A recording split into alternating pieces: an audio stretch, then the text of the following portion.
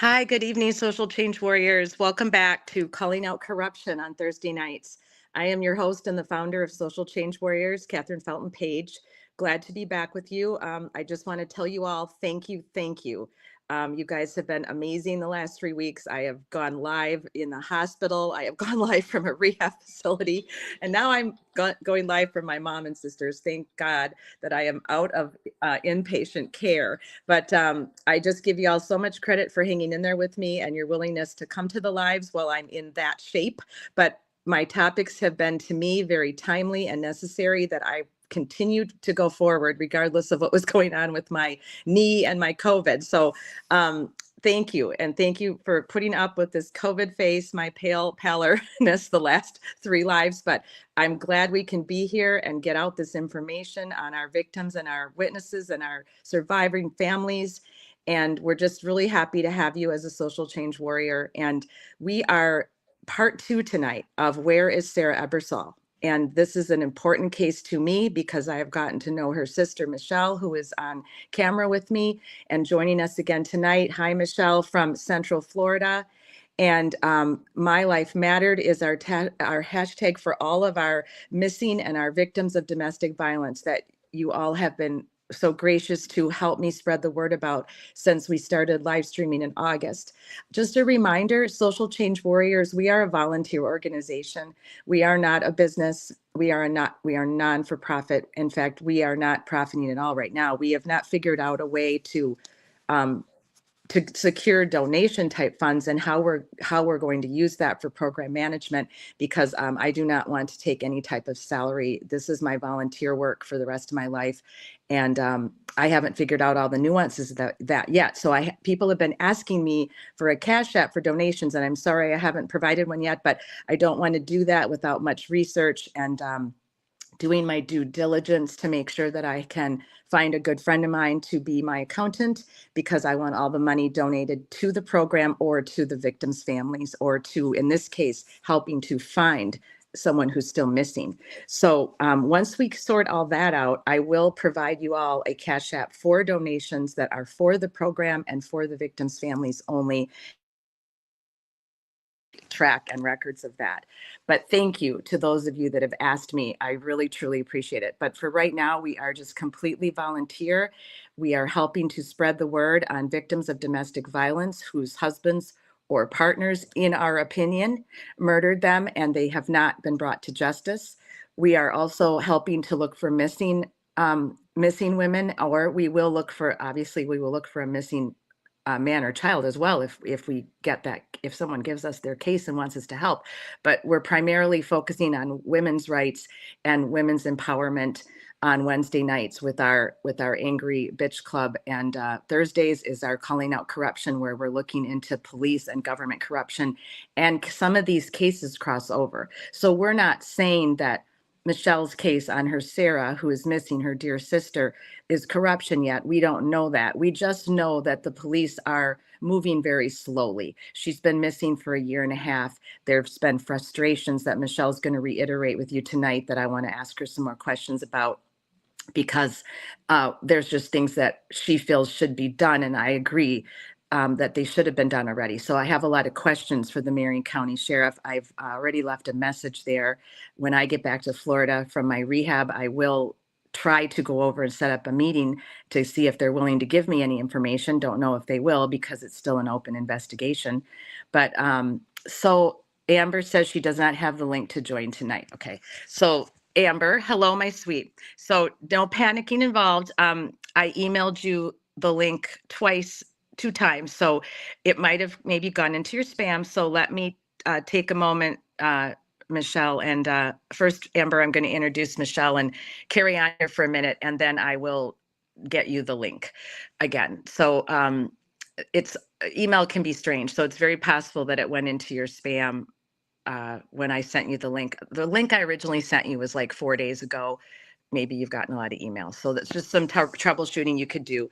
But it has been sent to you twice. And I will introduce Michelle and have her kind of walk us back to what we talked about last week. And then I'll get Amber into the room, if that's okay with you, Michelle. That's fine. So just to bring you all up to speed, when we met Michelle 2 weeks ago, she introduced us to her sister, and we had a slide deck with that episode, that we will put up again ASAP, showing you pictures of Sara and all the different photos that Michelle has shared with us that are evidence into what her last known whereabouts were. So, Michelle, I'm going to let you introduce yourself and just tell us a little bit about yourself and the journey that you've been on to find your sister. And I'm going to turn off my camera and try to get Amber into the room. Okay. Thank you, Michelle. You're welcome. So my name is Michelle Tullis. Sara Ebersole. Oh, you're still muted, I think. Possibly. Try them. Nope, And still can't hear you. Let me see if I can unmute you. Sometimes I can do it from here. Edit mic settings. No, nope, your volume's up. You might be having a little bit of, if you're having any stormy weather or anything odd, that can kind of affect your voice. no, Try, and last time you did it, try and go back out and come in again. That might be what's going on. And you can hear, oh, you can hear her. Why can't I hear her? Okay, maybe it's me. Okay, they can hear you. Sorry about that, Jessica and April. Can you hear me? I don't know what's going on right now. This is crazy. I got my volume turned up.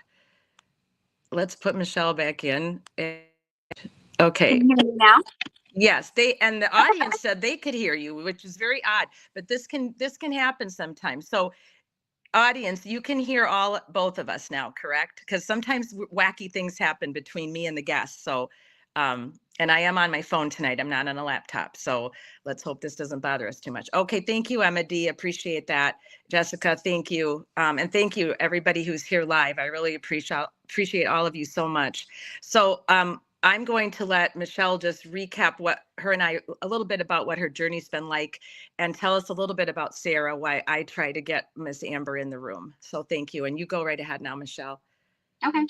My name's Michelle Tullis. I am Sara Ebersole's oldest sister. Sara is my youngest sister. Sara's been missing since March 3rd, 2023 out of Reddick, Florida, which is in Marion County, Florida, which the agency handling the missing persons case is the Marion County Sheriff's Department. Detective Ryan Stith, it's Stith. Basically, when Marion County got involved, it was because her roommate reached out to me because Sara had not come home. I had had a text message exchange with Sara on March 2nd, 2023, prior to her getting in this random pickup truck with what she called cowboys at a gas station. As soon as we realized my sister wasn't responding to her roommate, which was unlike her, the roommate then reached out to Marion County Sheriff's Department to try to do a missing persons report. And the reason her roommate, Deborah, did that rather than me was because she was physically living with her. So I felt like they needed to have her make the report rather than a family member that lived outside of where she was when she went missing. She kind of got the runaround for over a week before Marion County would take the missing persons report serious. They actually didn't know which agency was going to handle it. At one point, because my sister worked in Micanopy, Florida, they were trying to make it a Gainesville issue, but my sister didn't go missing from her work. My sister went missing from her residence, down the street from her residence. So her roommate in turn started putting out missing persons flyers that she had made herself on a home printer out in the general community right then. And someone had then reached out and basically thought she was me based on the poster. And then she sent this individual, James Schaller, over to me. James Schaller is one of the individuals hanging out at this house party that night where Sara was taken. He immediately let me know that he had let Marion County know that Sara was there the night before hanging out, that they didn't know she was a missing person.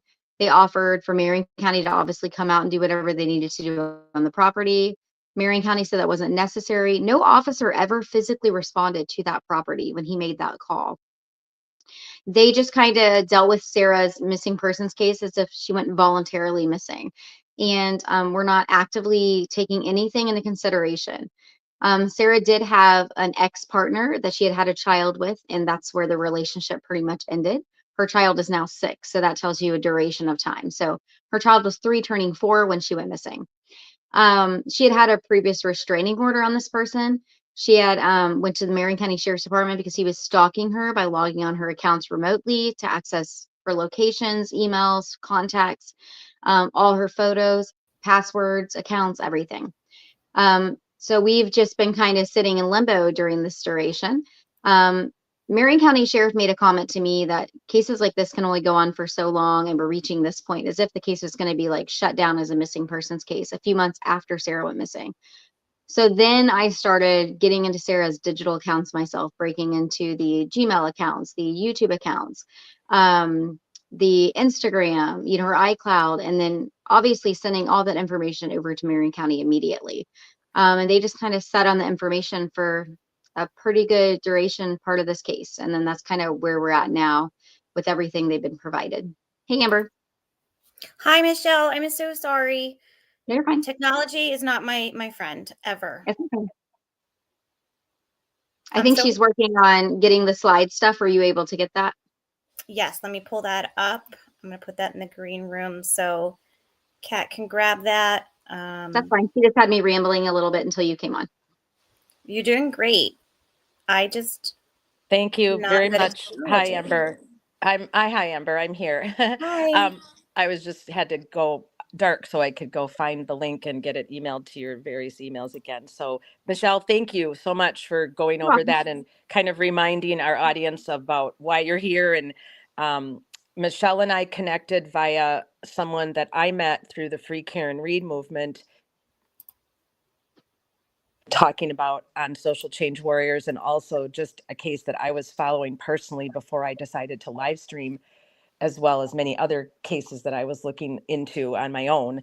And so we have met, both Amber and I, through that case, and I've met some amazing people that are into following true crime as it's happening, and also into following trials as they go on. I've never really been much of a trial follower myself, other than obviously the O.J. Simpson trial and a few others. But I've more been interested in like unsolved mysteries and looking into missing person cases and things like that, and also justice for murder victims whose murderers are just going free and walking around and going about their life and not paying for their crime.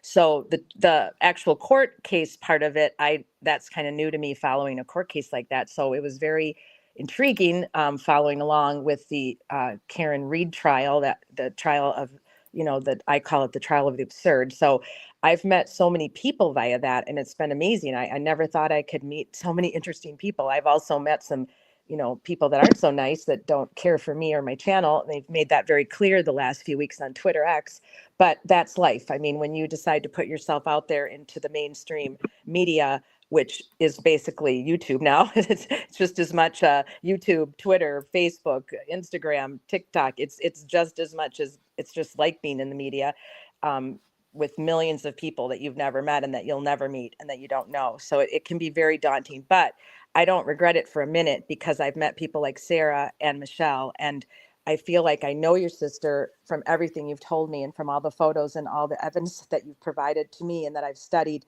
I like you said, I feel like she's all of our sisters now, and we have to help you find her, for better or for worse. I would pray, and still I'm keeping the faith, we find her and that she's alive, and that someone has been has taken her, and that they've been either, I don't want to say abusing her, because that scares the crap out of me, but I would prefer that over the latter, Michelle, but I know you've had to consider the latter. And the main thing is now is you want answers. It's been a year and a half. You deserve to know what happened to your sister. You deserve to know where she is, if she's alive or if she's not alive, and your family needs that. Mm-hmm. So there let needs me to go be some and justice pull up. and closure. I think like you're muted, Amber, or if you aren't, I can't hear you for some weird I reason. can hear her. We are professionals, and with technology. Amber, can you still hear me? Yeah, I'll sign out and sign back in. Let's see if that works. I'm trying to see if, well, I've got a black screen up, but I don't have any deck. I could hear her. Okay. Sorry for the delay, everybody. I'm not sure where Amber went. Let me put this. Can you not hear me either? Comment down here.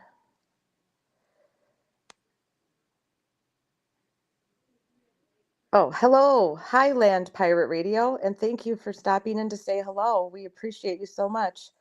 And your show, by the way, I'm going to wait for Amber to come back in. It looks like we've lost her. So, yep, she's completely gone. So let's give her a minute with her tech to come back in, and we'll try to, I want to pull up this deck.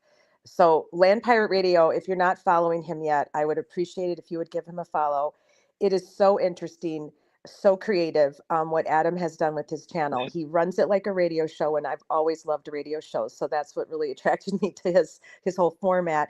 He runs part of it like a radio show, and then part of it like a live, and part of it like a call-in. So if you're someone who likes to call in and chat and ask questions, he welcomes that.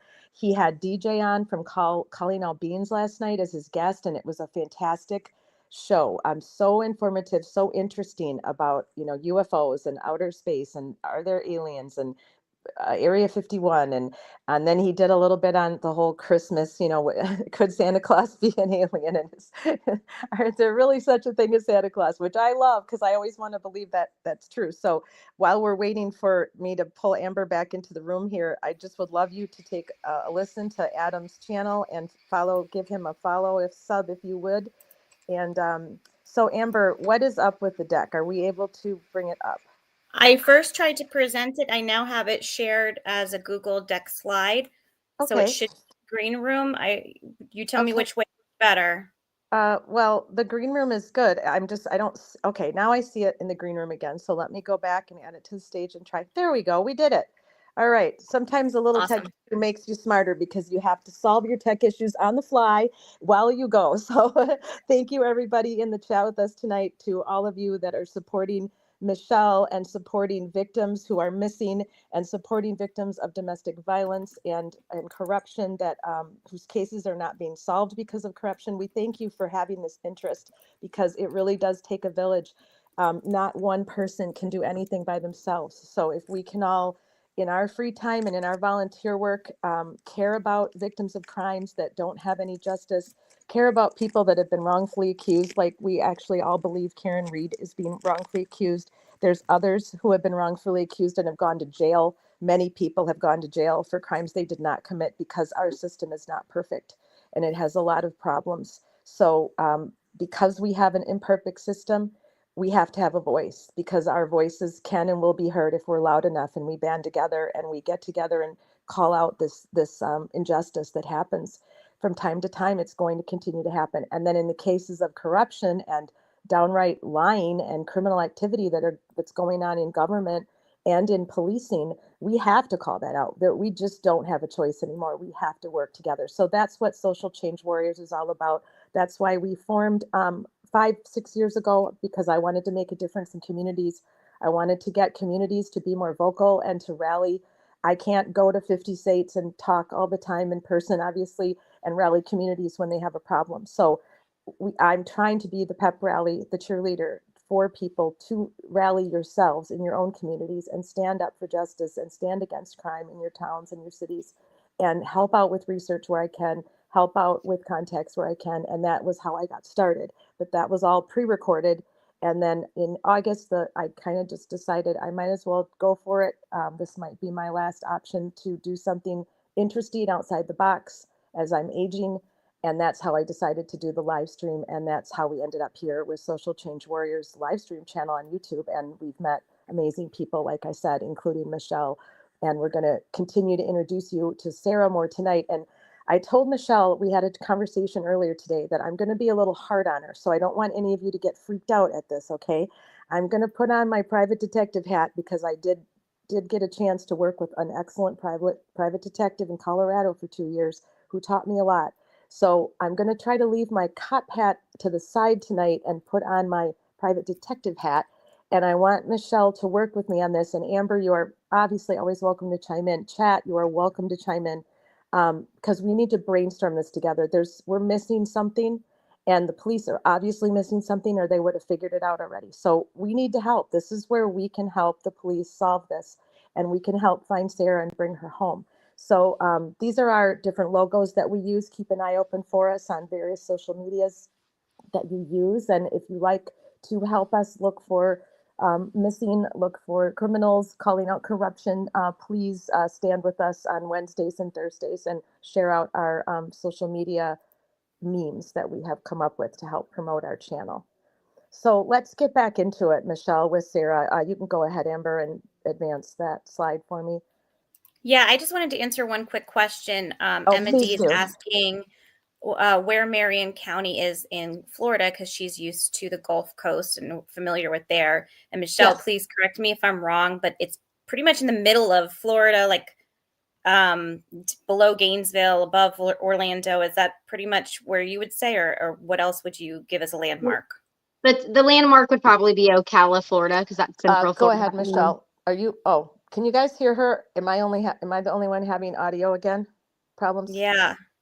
Can you Can you hear hear her? We can hear each other fine. I think it's unfortunately, Kat, I think your audio keeps cutting out. Can you hear me? Hello? Here, I'll post it. I can hear you, Amber, and I can hear her. Yeah. I can't hear you.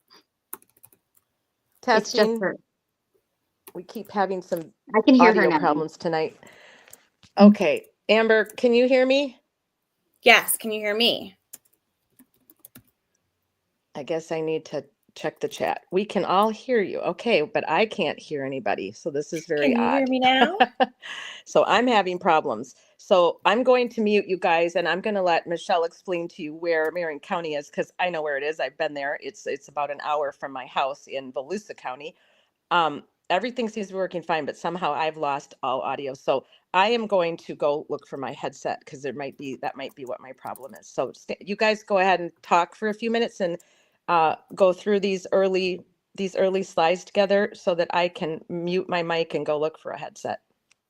Yeah, absolutely. I love this picture of Sarah and the seashells that she loved, and the hashtag Sara Ebersole picture here. I'm glad Kat included that.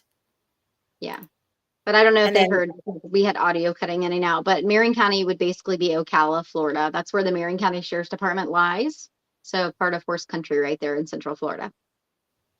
Perfect. Right. And can you guys hear me again? And I can hear you again. Mhm. So I think it's just something wonky with the cell phone. I think what happens is when I get an alert, or in that case, my alarm went off, I think I lose audio for a moment. So I figured out what the glitch is. So I'll just have to keep mindful of that, just because I am using this darn cell phone tonight instead of my laptop. So, okay, great. Thank you, Emma. That was a great question. So 2 weeks ago, we had Michelle, and we awarded her with our Warrior Princess of the Week, which seems very, minimal compared to everything that she's going through and what she's going through. But we just decided to do a Warrior Princess of the Week when we have on women that are helping to look for their family members, that are helping to exonerate their family members or find their family members' killer. So whoever that person is that week, last week it was Jen O'Donnell for all the work that she's done in Canton to call out corruption. And we just wanted to remind you all that we gave our very first one to Michelle, because she really truly is a warrior for her sister. The amount of time and energy that she's been putting in, basically as the detective on her sister's case, in my opinion, she could go get her private investigator's license because of everything she's done. She's thought of things that not a lot of people would think to do. And she's used her own money and some volunteers' donations to take care of things that the police or a private detective should have been taking care of. So you really, truly are a hero for your sister and for your family, for everything you've done to look for your sister. So, I want to dig into everything. If you're interested in knowing the full background, please go watch our episode from 2 weeks ago. Where is Sara Ebersole? It's in our library, because what I'm doing tonight is I'm digging into that evidence, and I'm going to ask some kind of tough questions, and I'm going to kind of think outside the box on a few things. And chat, you're welcome. I appreciate your opinion all the time. So you are welcome to let us know if you want to share your idea with us. Or if you have a theory, feel free to type it and I'll put it up. I really appreciate that. So you can go ahead, Amber. Sure. Thank you. So we just want to remind everybody that any tips that you either find on your own, or that something we've said in the live from 2 weeks ago or the live tonight jogs your memory, make sure that you are calling the Marion County Sheriff's Office. You are not calling a private investigator. There is currently not a private investigator that has permission to be accepting any evidence in this case. And there may be one out there telling you that that he still is. And I don't know, Sarah, Michelle, let us know, is he on Facebook or where is he trying to get back involved? Facebook and TikTok looks like to be the majority of the accounts that have been shared. Okay, so and when we'll keep reminding you guys of that, and I'll keep reminding you on my social media accounts not to give any tips to that person because they're no longer hired or representing the family. Okay, I had questions about that. So there was a private investigator that was at one point hired and working on the case. This is the same person, correct? That is correct, but he was Okay. technically not hired financially. He came on pro bono on his own and reached out to me. Okay, so he's trying to help, but has involved himself in the case. Is he accepting donations? Is that what's going on? Donations?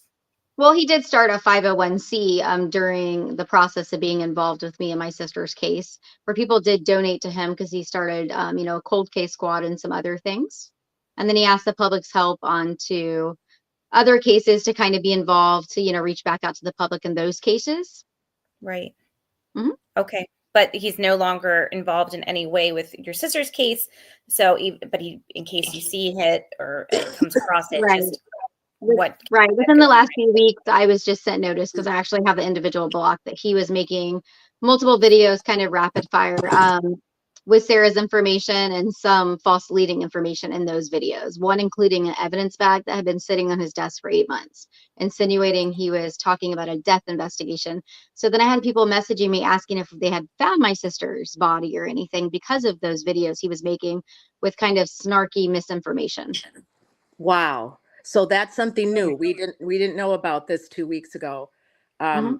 What can be done? I'm gonna have to brainstorm on this with some people. Maybe Deirdre, what can be done to stop this person? I wonder, since they're no longer, you're not, they're not supposed to be representing the family. So I'll have to brainstorm this and make some phone calls and talk to some people I know. Yeah, I mean, the context of his videos are basically him stating that he's friends with the homicide detective and like they have a good standing relationship, insinuating he has more information that the public still doesn't know, like he's got this inside intel or something. And he has reached out to one of my other family members now that I've kind of made a post that he's no longer involved, trying to engage them in his activity. Yeah, this is not cool. He's not being a decent human at all right So I now. think the main statement he made to the public was that I'm not Sarah's basically social advocate for a family member for her. Well, I think that is exactly what I am. I don't That's see anyone exactly, else advocating for that's her. So maybe he doesn't see exactly me as what, the official spokesperson, I believe is the exact wording. But I believe that is what I am, and I would do it regardless without a status. And exactly. essentially he's going rogue. Yes. Yeah, he has gone rogue. Yeah, he's gone rogue. So, okay, well, when I get back to Florida, you and I are going to have to brainstorm on this because that is not acceptable for you or your family. Well, a lot of people commented on those videos and they were blocked or the comments were shut off each time he would make the videos. So obviously anybody that reaches out to him, he has something, to say or block them. Right. So he might have some nefarious or self-serving Right. I interest in mean, what he's doing. yeah, but it wasn't just my sister's case. I've now found out the Micah Miller case right after Sarah's. He was engaging with that. Someone messaged me that he was taunting that family possibly and making allegations as if he would sue them. He had messaged me after he was no longer involved. When I shared his simply post that he was no longer going to be involved, that he wrote, I responded okay only, and I shared what he said so the public would know why he wasn't involved by his own word. He then immediately told me if I didn't remove that post within 5 minutes, he would be suing me for slander. And then he would be filing a police report. And then there was no contact after that because as he was starting to write something again, I wasn't going to engage. I blocked him on all platforms.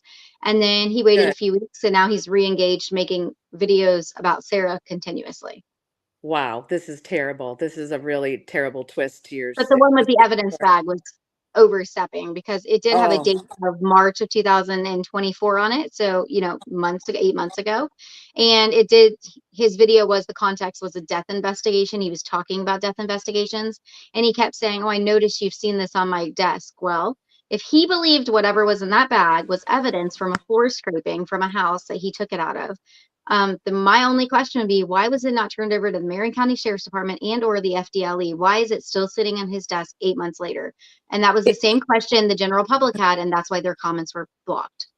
Right, right. And if that's an evidence bag, then he's in violation. He's in Mhm. obstructing justice. So Mhm. something has to be done about him. He's become a nuisance to you and your family and your sister's case. So you and I will talk about this off camera Mhm. and figure out what But I know next step. people kind of want to know more about. I never really commented deeper into why he wasn't involved, other than he Right, just relinquished himself, because that is what happened. He messaged me to say I'm not going to be involved, and that was okay with me because I was right, already to the point of telling him have a great day. Right. exactly. Or have the day you deserve. Yeah, that too. Yes, we like that new one. Okay, let's go forward. Amber, thank you. Thanks, Michelle. We're going to get on that. So, this was a missing poster that Mhm. Michelle and a good friend of hers created for Sarah, that they've been putting up everywhere in Marion County and surrounding counties, and um, will continue to do so until Sarah is found and brought home. Right. I think we have So, 1,200 flyers up in Marion County right now. right. Wow, That's that's amazing. amazing. That's just an amazing amount of flyers, and the more people that see her and might recognize her from that night or the day before, or who Mhm. knows, even the day after, it just could make the whole difference in the world. So, Can I so ask the one night quick that they're, question? yeah, I'm sorry to interrupt. It's kind of related to this, though. I saw on the Facebook page, Michelle, that a Mhm. lot of the posters that you and flyers that you were posting keep getting torn down, and you keep putting them right back up. So I love it. But I'm Right. wondering why, and why do they keep getting torn down? Are they allowed to be there, or what's going So on? So those posters that are being torn down, there's posters all the way down the whole entire roadway of 441, but the exact location where they're being torn down would be near the street where Tyrone Mormon physically lives, the gentleman that Marion County arrested for lying about his cell phone. Okay, all right, I got the connection So they now. are on a public roadway. There's a bunch of mailboxes. There's palm trees by the mailboxes. There's nothing in front of his house or near his house. I think from road to his home is even more than 100 feet because he's the second property going down that street. And those Gotcha. flyers only have Sarah's photo on them with her daughter. They don't have his. right. So They there's don't no have. real reason for him to pull them down. But I do put them up 2 to 3 times a week. Very That's interesting. amazing. Good job. I would like to talk to him and ask him if he's aware of is someone in his family pulling those down? If he's pulling those down, what's the reason for that? Because that doesn't Well, make he any did sense. have his sister Nadia wrote me a snarky message on Facebook Messenger, and she kind of, in one portion of her long message of her rant, she stated that like I shouldn't be putting things around Tyrone's home where his children live. Mind you, I've never put in anything around his home. I've never been on his property. I've never stopped and talked to them. So that tells me that it is the Tyrone family taking them down. So I made Yeah, a post a few days ago when they were being taken down. A lot of people mentioned putting up cameras to figure out who it was, even though I'm pretty sure which family member it is without knowing. Um, as soon as I made that post this week, the flyers were still there. They did not rip them down. They must have assumed that I put up a camera. maybe Mhm. that's good. But to me, that's very disturbing. You would think that because he knew your sister rather casually, or how they knew each other for Mhm. sure, but you would think they would be wanting you to find your sister. Why would they be? Especially, especially if he's not involved, like his family claims. Right, right. If he's not Mhm. involved, if he had nothing to do with her disappearance, then why wouldn't you want to be helping to promote finding her? Mhm. So that's a Exactly. red flag. That Mhm. doesn't make me feel good. It doesn't sit good. So, all right. So let's kind of dig into this. Everybody Mhm. that's with us tonight live, let's try to come up with some ideas. So, on this date of March 2nd is when your sister was last known to be alive and well, and with other people, and had been texting you. And she texted you that you shared with us that she was getting a ride to the gas station so she could get a few bottles of wine and maybe some cigarettes. And she ran into some guys there, and she called them random cowboys, and that she was going to go to a party with them, basically, is what she texted you, right? Right. Well, she didn't text me all of that. She texted me at 10:11 p.m. that she had met some random cowboys and she hoped they took her for a ride. But I found out later how she got to the gas station. I assumed at first she might have walked, but then we Oh, found okay. out her roommate's friend, Lonnie, who gave Sarah rides often and did maintenance for the roommate and watched the roommate's dogs. Lonnie and his girlfriend had driven Sarah there, and they were there to see what she had purchased. Okay. So Mhm. let's go forward, Amber. Sure. Thank you. So this is the Circle K where Sarah got a ride. Her sister thought maybe she walked, but she did find out that she got a ride. And this Mhm. is where she supposedly met up. Now, you're telling me that this was the first time that she had ever laid eyes on this gentleman right here. Right, because even in her text message, she wrote random very large and the rest of the print was small. That was just to let me know she had not met them before. So that is James Robertson, who people call Bubba as a nickname in that photograph. And even Right. though it shows the Sitco in the photograph, the Circle K and the Yeah. Sitco are across the street from one another. So Right. just the way she was facing the Circle K with it behind her is why the Sitco's in the picture. Yeah, I figured that out when I looked on the map, but thanks for telling our audience about that. So I'm going to tell you my take on this, okay? Let's go forward, Amber. I want to look at some of the maps here. So this is the highway in just to the. Are we to the north of Ocala? Is that where we are in this picture? I'm trying to Yeah, we are to the north of Ocala. So if you look at the picture on the left, you can see, I know it's small, but you can see Ocala down there near the bottom where I have Amber KR right now with her wrench. Ocala is just right above that. So that's a pretty big city. And so we're to the north of it and we're on this highway called 441, right, Michelle? Yeah, Ocala would actually be to the east because Well, a north, little south, that's west, right, to the east. Yeah. Mhm. So go ahead, Amber. You can go to the next slide. So we're on 441. So the gentleman that you were talking about that actually gave your sister a ride to Mhm. the gas station is the man in the blue, correct? Correct, but they were together. So the one in the blue is Leonard Anderson. He owned the Chevy Silverado, the truck from the surveillance footage, and he worked and was friends with James Robertson, the gentleman in the black in that Dollar General footage. Right. And then and your sister knows the man in the blue because he does dog sitting for her roommate No, and that's maintenance Leonard. work. No, No. that's Leonard. That's who drove her. Lonnie is who drove her up to the gas station. That's a different individual. These are the two individuals she physically rode in the truck with. All right. So she physically rode in the truck with both of these guys, but whose truck was it? Leonard Anderson, the gentleman in the blue. That's who she met them at the gas station after being brought to the gas station by Lonnie. So she was brought to the gas station by Lonnie in a different truck. Yes, Lonnie and his girlfriend drove Sarah from her house up to the gas station. And then when she was inside making her purchase, at some point she met these two individuals. And then But Lonnie and these his two girlfriend, individuals know Lonnie, correct? no, They don't.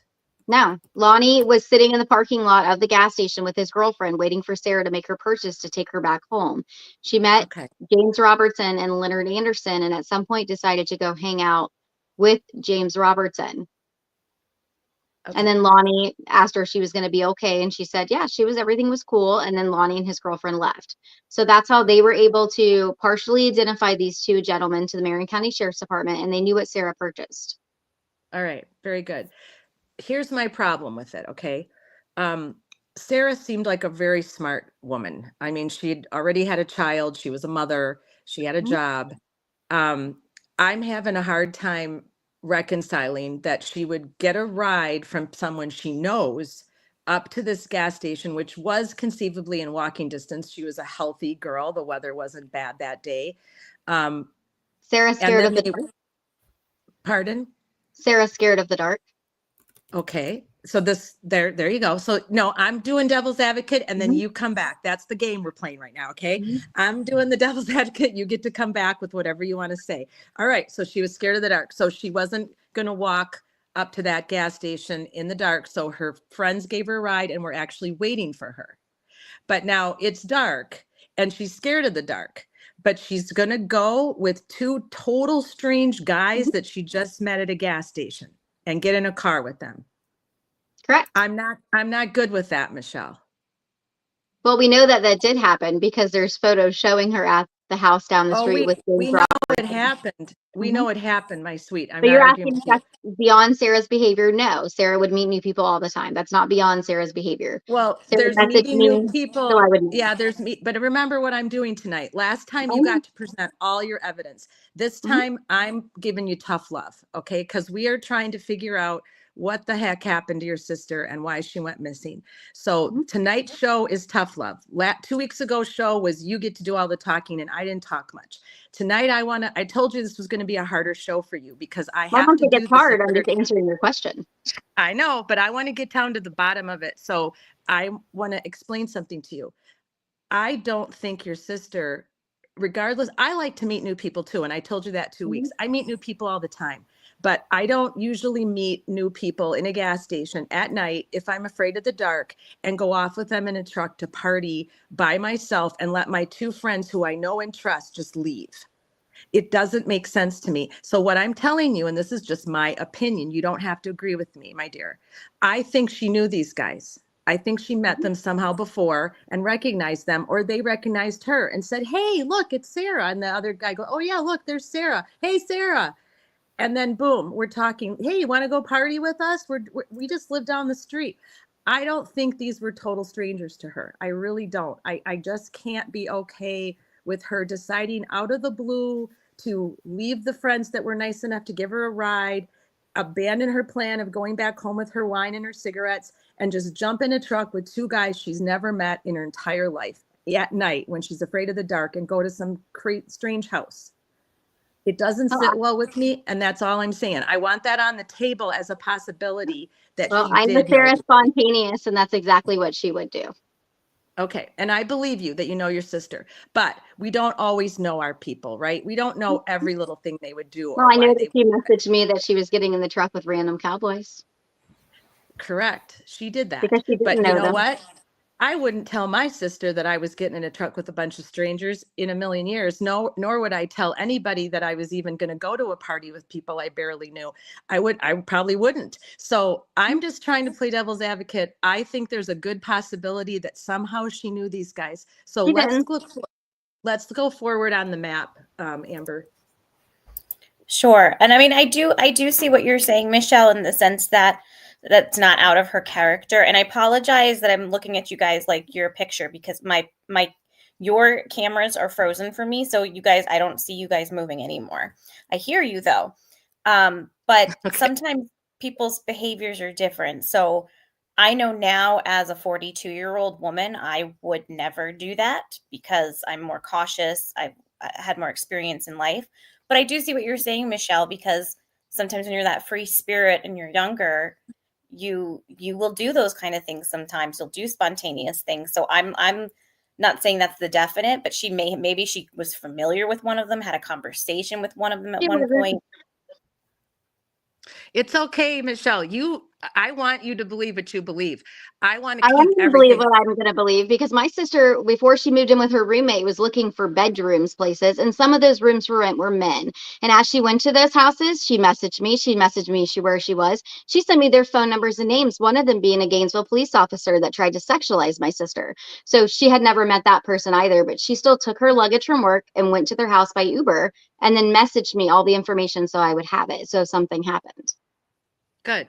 I'm glad you guys had that connection because that does show to her habits and that her habits were to let you know when she was with somebody or where she was. That showed some level of safety, but we all make mistakes. We all do stupid stuff at times that we shouldn't do.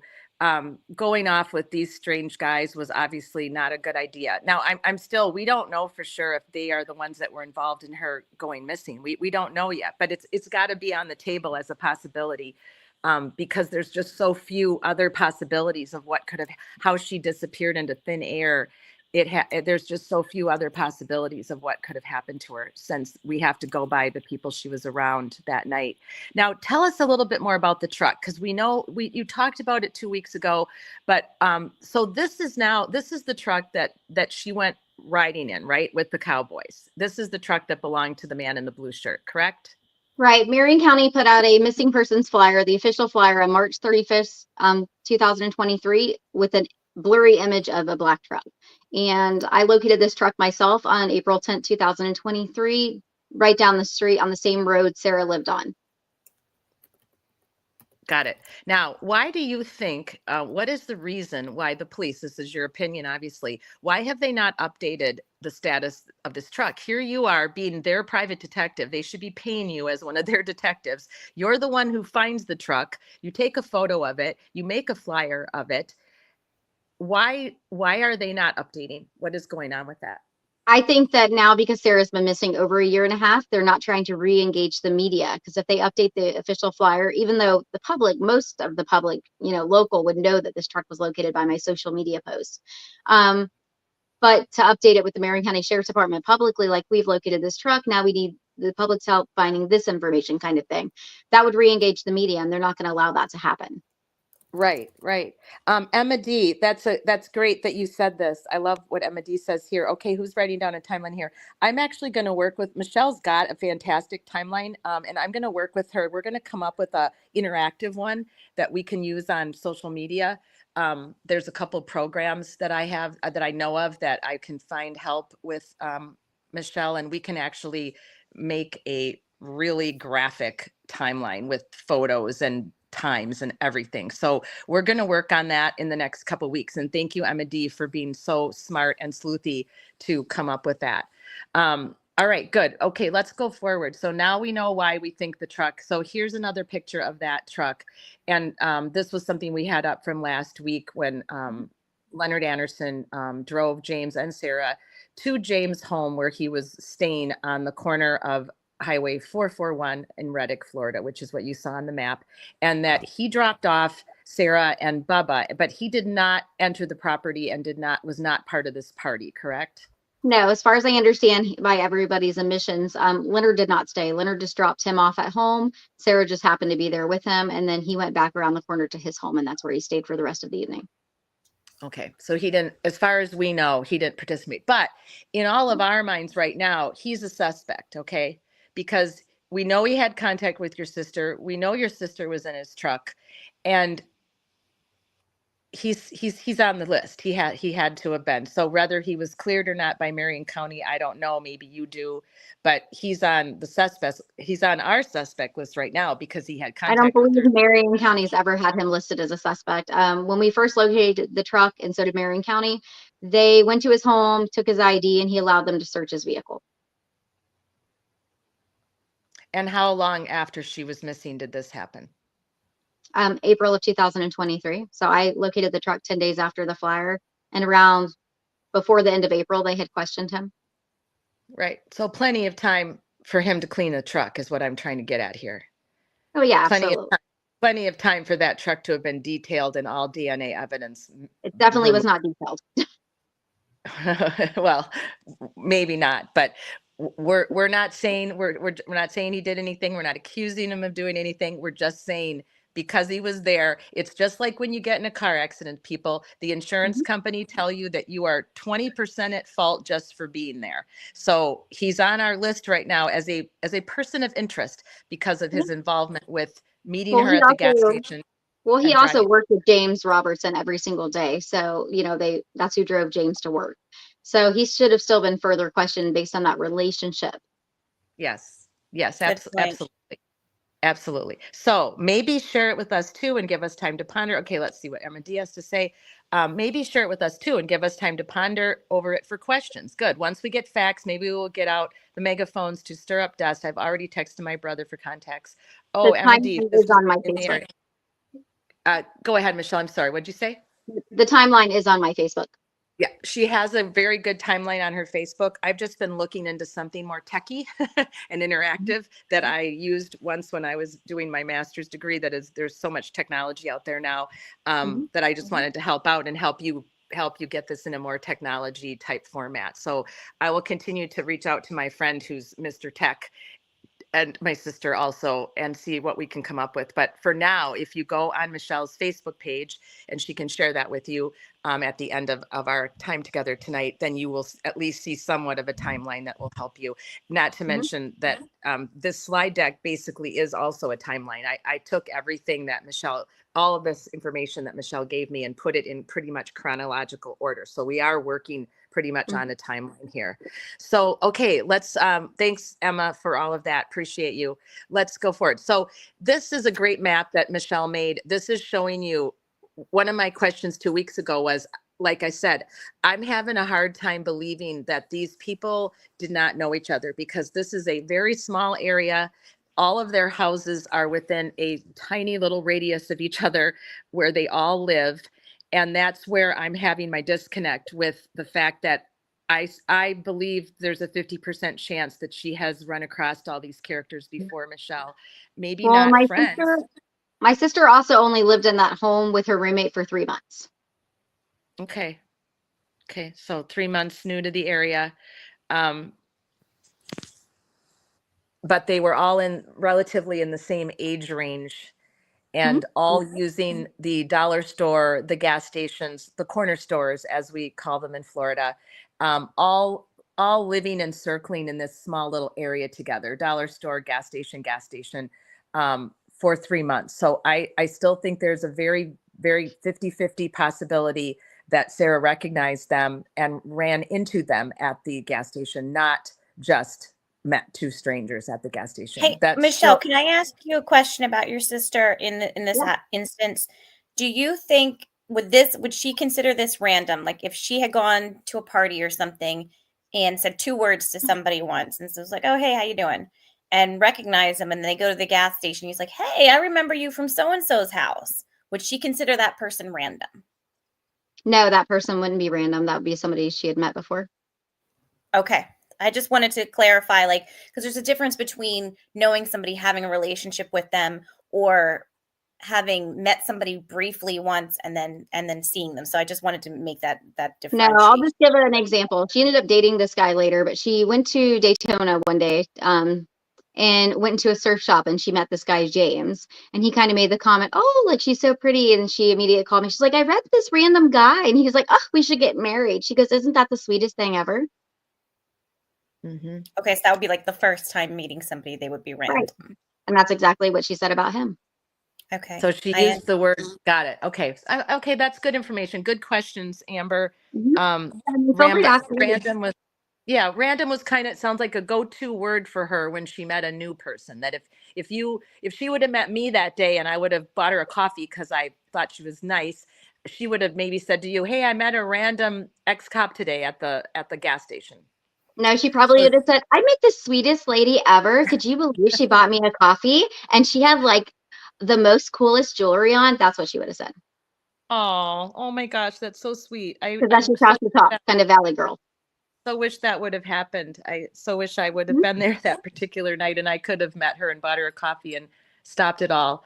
I'm having like goosebumps because I really feel like it sounded like it was like, oh my, I felt your sister channel through you for a moment. It was like, it felt like her for a second. You know her so well, and that would have been so incredibly sweet. And I probably would have said something to her had I met her at that gas station getting a coffee, because that's what I do. I stop at gas stations, get coffee. I'm pretty confident I've stopped at that one, to be honest with you, because I've been on 441 several times. I think I've been at both those gas stations, Michelle. I would have noticed her jewelry too, or I would have noticed her hairdo, or I would have said, "I love your outfit. Your outfit's so cute." I would have definitely probably engaged her, and I'm sure she would have engaged me. And because it sounds like we have similar personalities that way. Everyone that knows me knows that I talk to strangers, and that's why I told you 2 weeks ago, I understand what you're saying about her making friends easy and meeting complete strangers. I do it all the time. I've met complete strangers on airplanes that I'm still friends with to this day.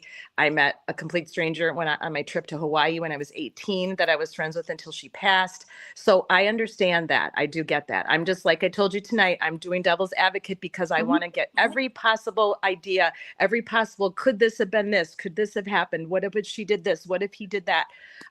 Everything we can do to dig this out. Okay, Amber, let's keep pushing along here. So now we know they all live very close. So this is the home where she was partying with this group of people, correct? Right, about 2 blocks from the gas station. Okay, so 2 blocks from the gas station. Now we know that's where they went. There's witnesses. They were interviewed. There's pictures that were put on TikTok. You can go forward now, Amber. Just slide us through. Now, explain something to me. So this house is in disrepair. It looks like it's abandoned practically from all the photos you showed me. Just very It was, nasty looking furniture, garbage everywhere, junk yeah. everywhere. And this is where these two individuals were living, correct? Right, there was actually 3 of them.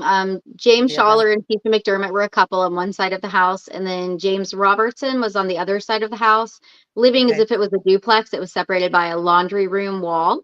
So Okay. there's 2 porches to enter onto the property. But there was like a disarray of trash everywhere. They were burying and burning trash everywhere. There was a dog on the Yeah. property that would kind of be, pinned up around this little wooden thing. And that is actually the little wooden fence they're standing on when they're taking the photos. Right. How Now, long did they live there, Michelle? Like, how long did they live in this home and So I together? think well over a year or more, because Tisha McDermott's family member actually had owned this home. I believe she lived there with an uncle or grandparent. Prior to that, they had always owned the home. So it was like her family's property. Other family members were trying to kind of evict them out for non-payment. They wanted to sell the house. So there was something going on with the family there. So then they just kind of started tearing up the property. interesting. Okay, gotcha. Now let's go forward, Amber. I'm curious about this piece of paper in the foreground. Oh, wait, go back one. I guess Oh, that is a photo. After I went back and put posters up when Sarah was missing for months, it was out by the roadway. Somebody Yeah. removed it and kind of it came off the poster board and they just kind of threw it there. It just happened to be at the same spot. Okay, that's what I thought. It kind of freaked me out at first when I saw it. I'm like, wait, why is that picture of Sarah there? Did they have, after she went missing, did they actually frame photos of their TikTok adventures and put them up in Wait, their house? am I confused? Am I confused? So you're saying you had hung up some photos, then how did they get there? Somebody tore them down and they happened to get there. How close were they to the house? So there were some in front of the roadway, but this would have been after these individuals moved out when a different property owner took over the property. They just weren't living Oh, there. okay. A gentleman bought it for commercial purposes, and then somebody took the sign down and just kind of threw it on the ground. The water and rain hit it, and then it kind of disintegrated on the ground like that. And then the property was then sold to another gentleman for commercial interest. Okay. Okay. It just freaked me out when I first saw it because I was like, whoa, what is going on here? Mhm. Why is her picture there? And I was thinking that But that was after we did the property search. I went back and took photos of the property when Marion County Sheriff was done, after the cadaver dogs and search and rescue team left, to see where okay. they dug and what they had moved around. Okay, very good. Okay. You And can go can I ahead ask, with, Emma D says, has anyone tried to question the girl away from the guys? Like, have they been in question individually? How did Marion County Police do this? How long did it take? So you Marion go County, forward. Marion Amber, go County, forward though. Amber, go forward. There we go. This is the girl that Emma's talking about. So when she says, "Has anyone tried to question the girl away from all the guys?" This is Tisha, correct, So yeah, Michelle? Emma, Tisha McDermott messaged me on Facebook. We had many conversations about what the gentleman looked like Sarah would have left the property with, kind of getting a timeline from her. And then later, Marion County Sheriff had met with Tisha on multiple occurrences without James Schaller present. They actually broke up a few months after Sarah went missing when they all left the property, and he started dating someone else. And I think they're still in communication, but James Schaller got arrested later on for something else, a different charge, and was in jail for over, about a year. So he was gone for most of the duration anyways, to not be able to talk to her. Interesting. Okay. So did you ever get a chance to know what her statement was? Yeah, she had always said that, mind you, their timeline was about 2 hours off from the start. Sarah would have shown up around 11 o'clock based on the first photo. So we can assume 10:11 at the gas station. They hung out there chit-chatting. At least by 10:30, she's probably at that property. But they took their first photo at 10:11, was it 11:08 p.m. on March 2nd. She says that they hung out for a while. She did say that Tisha and James Schaller had a threesome activity with Sarah. She said that no drugs or anything were used. She said that she felt bad, she said, because she hadn't hung out with James Robertson long throughout that evening. So she went over to James Robertson's side of the house to kind of lay down and nap and hang out with him while she's waiting for her ride. At some point, James Robertson had disclosed to authorities that Tyrone Mormon came over to hang out with him on his side of the house, where he must have interacted with Sarah. And at that point, Sarah left with Tyrone Mormon.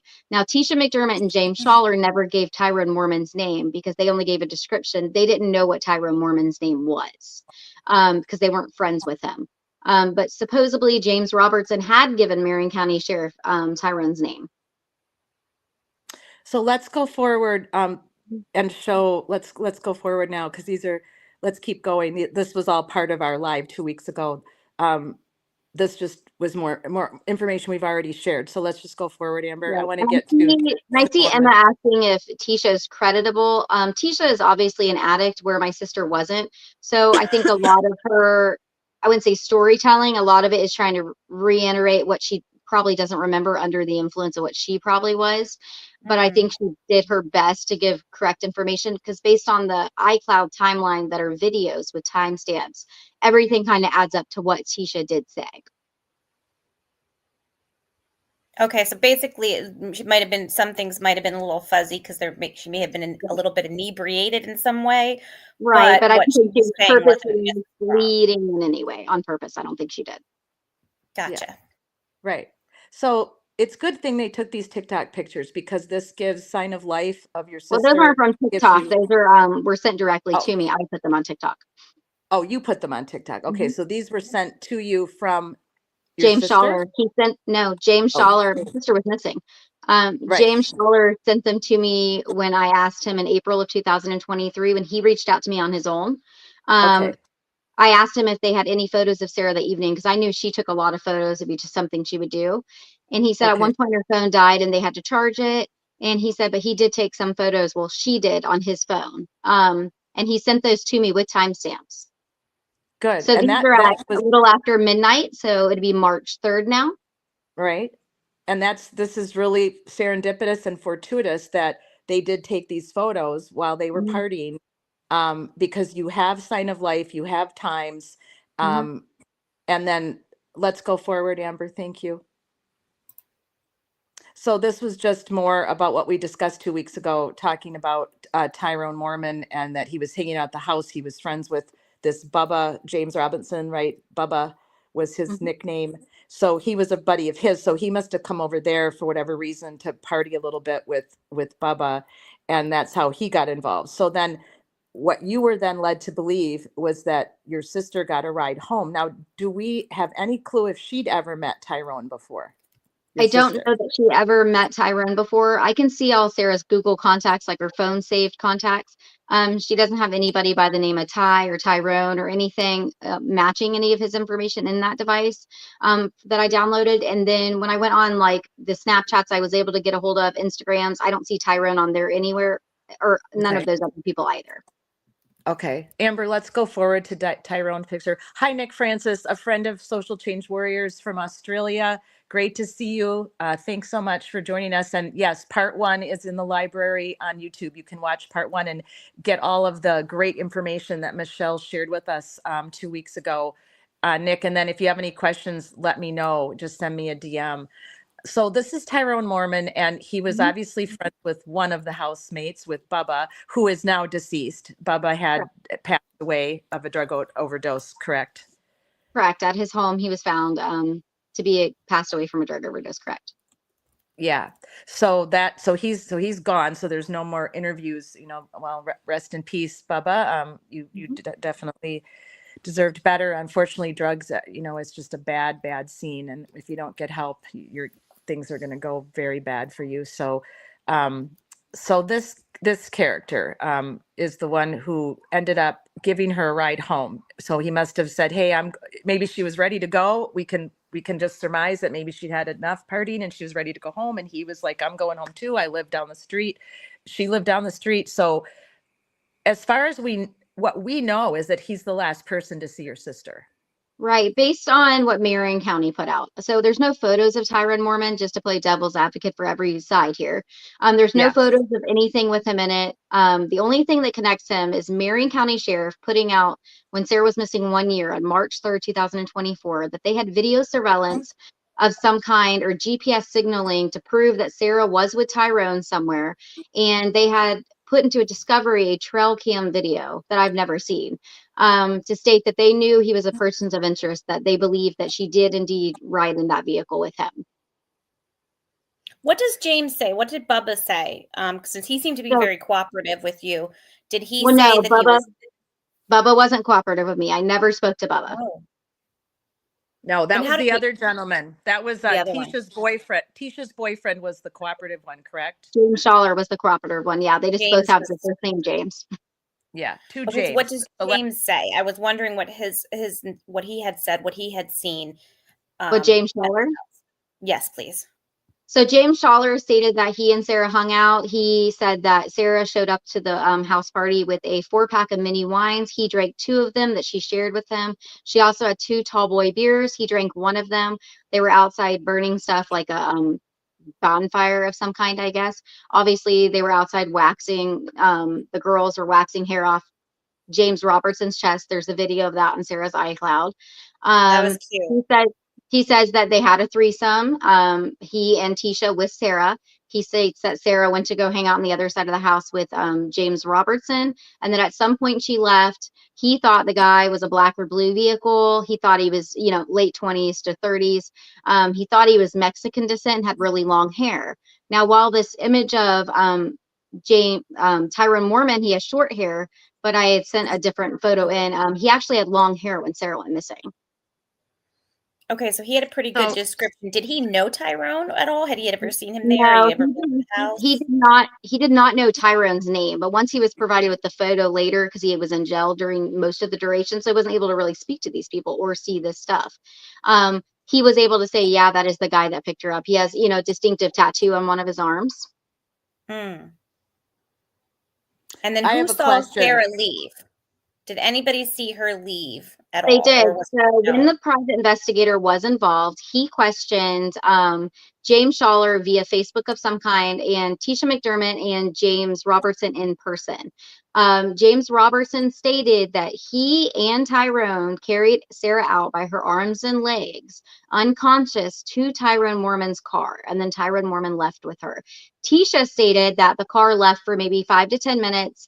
The boys thought it was closer to 20. But came back. Sarah didn't get out of the car. Tyrone ran back in the house to get something and then left again. Tisha said she thought she heard females in the back of the car, like the back seat, but not Sarah's voice. Now, how did we get from Sarah like waxing Bubba's chest? I saw that video; it was very cute. So that was at 11. When she first got there, that would have been early in the night. And then we see the pictures, and then at some point she's like passed out. Was she like sleeping? Did somebody give her something? Like what? How did that happen? Well, that's the thing. First of all, okay, I'm going to break you guys for just 2 seconds because I got to get caught up here a minute. Number one, I have a question. This is personal, Sarah, I apologize to you wherever you are. It's a personal question, but did you know your sister to be involved in other threesomes? Was this something she did often? Yes. Okay. So this is not unusual behavior. Again, I'm still struggling with the whole, I met random guys at a gas station and I end up having random sex with random people and I'm in a threesome. I'm struggling with that I still feel she's had, I think she knew these people, Michelle. I don't know how well, maybe it was super casual, but I just am not good with it. Like I'm still not good with it because now we're adding the component of intercourse. We're adding the component of sexual relations to what was never even supposed to be anything. She was supposed to be going to the gas station and getting wine and cigarettes and going back to her own house. And now she's with people she supposedly didn't know, having a threesome with people she never met before. Now enter this other character who ended up giving her a ride home, not any of the same people that got her there or that brought her there.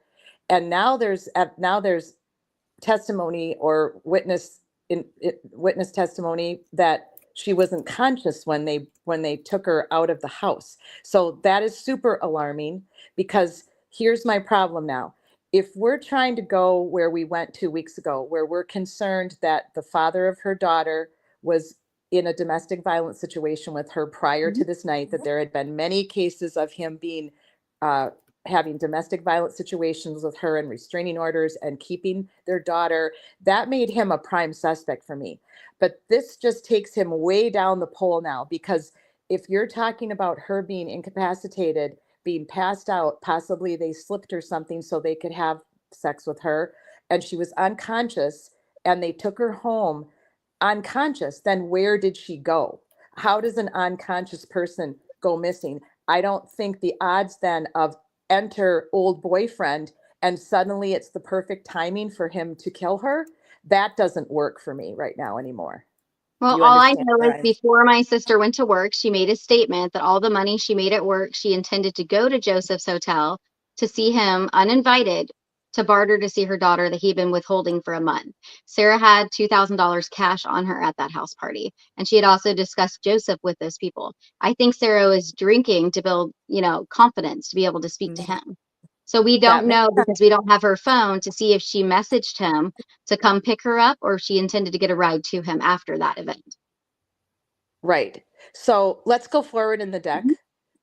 I'm trying to bring it back now to my original, what I was talking about last week, 2 weeks ago with you, that I still feel that he's a very strong person of interest given all of their domestic violence, because we know from the research, we know from all the research I've shared with all of you social change warriors with Ellen Greenberg, whose case is still not solved. She was, we believe, murdered by her fiance. He's never paid for that. He's still loose and free and living his life.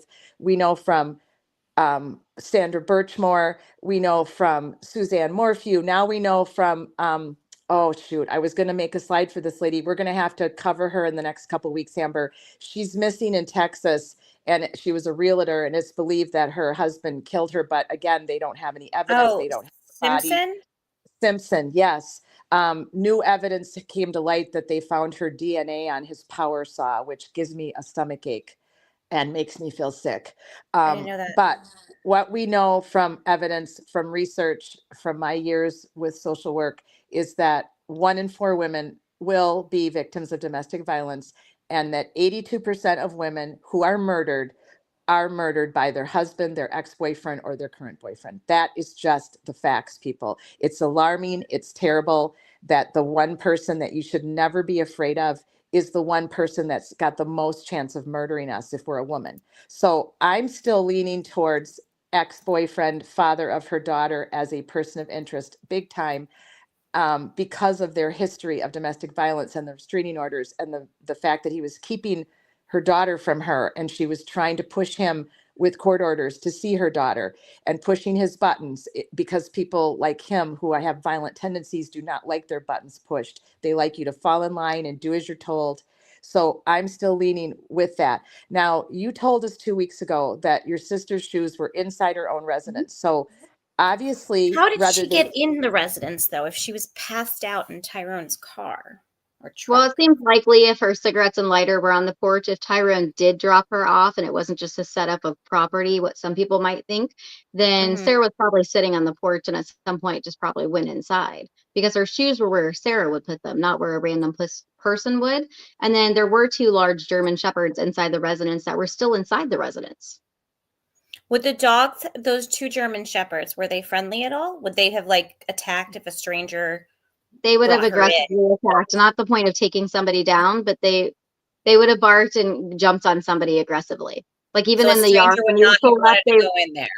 no, because they would, even in the yard when you would pull up to get in the gate, I would have to wait for Sarah or her roommate to usually call them back. Even though they wouldn't bite me necessarily, they would just keep thrashing at the gate, like attacking at the gate, until one of them called them back to be able to enter. Gotcha.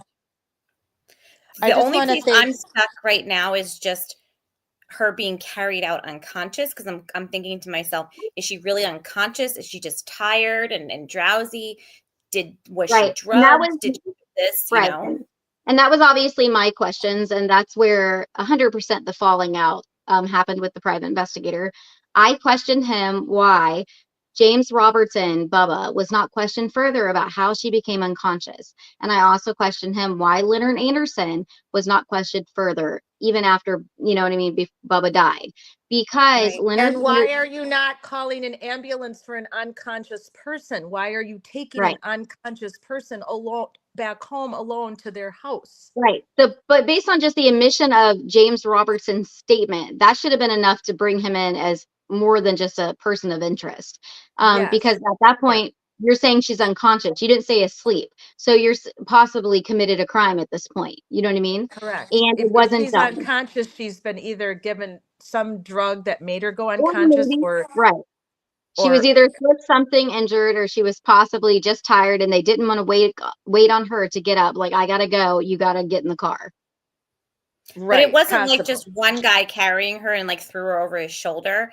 This is Right. like two guys having to carry her like it's dead weight, like she really is Mhm. unconscious. That's what I'm Right. So picturing. if you're sleeping that soundly, you're not sleeping because anybody's going to wake up. If you're just a little drunk, a little tizzed, a little whatever, and two guys start carrying you out to a car, you're going to wake up. You're going to be a little groggy, maybe a little drowsy, but you're not going to be dead weight unconscious. Unconscious is only something that happens to you when you're having a medical emergency of sorts. So why are these people taking an unconscious woman who they barely know, who they supposedly just met that night, home to her own house because they don't want to be responsible for what's about to happen to her? But she wasn't found That's at why. her house. She wasn't found anywhere. She's missing. But what I'm Right. saying is if they did something to her, if they talked her into taking a drug or taking some type of drug, whether it be a hit, a snort, an injection, and then she went unconscious, and they're going to panic now, right? Because they are already in trouble up to their eyeballs, and they've all already been in trouble up to their eyeballs before with law enforcement. All these people in this house, they were James known to Robertson had be never been in law enforcement ever. who hadn't. James Robertson had no record at all. The one that Right, was the James most Robertson did forthcoming. it, but the other ones all had some type of police Mhm. contact, correct? For drug involvement and for Keith misdemeanor. McDermott and James Schaller most definitely did. Did yes, right? Mhm. So that Right. makes me So feel like there was some sort of element of drugs involved. Not saying that your sister necessarily did it, or maybe your sister thought it was here's some Right. pot, but it's laced with something. Like I don't think it was intentional. And that happens. Like that has happened to me, to be quite Yeah, honest, but where then you would have to say that if she had smoked pot or anything laced or not laced, even with them, even if they're lying about it, they would have all smoked the same thing and they're all still alive and breathing. but if but she is not not just have that necessarily tolerance because built up, then that's the only correct. thing I'm saying.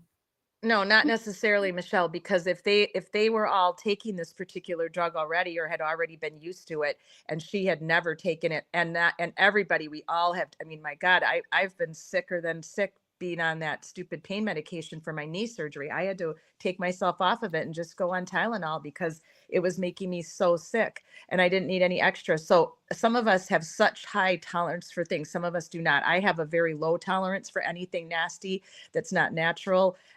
It's very possible your sister had zero tolerance to whatever it was that they wanted her to try. It doesn't sound like they did anything on purpose based on the photos. She was happy, smiling. They were doing silly Yeah. things. They were screwing around. They were having sex. It sounds like they might have just been like, hey, Sarah, you got to try this. This is our new drug of choice, or this is our new thing we're into, and talked her into it. And it rendered her unconscious, and they freaked out and panicked. Oh my God, what have we done? Did she die? Is she dying? No, we got to get her out of here. Take her home. Take her home. I mean, I can just see all this chaos happening as she's unconscious and they're panicking that she's going to die and they're going to get blamed for it.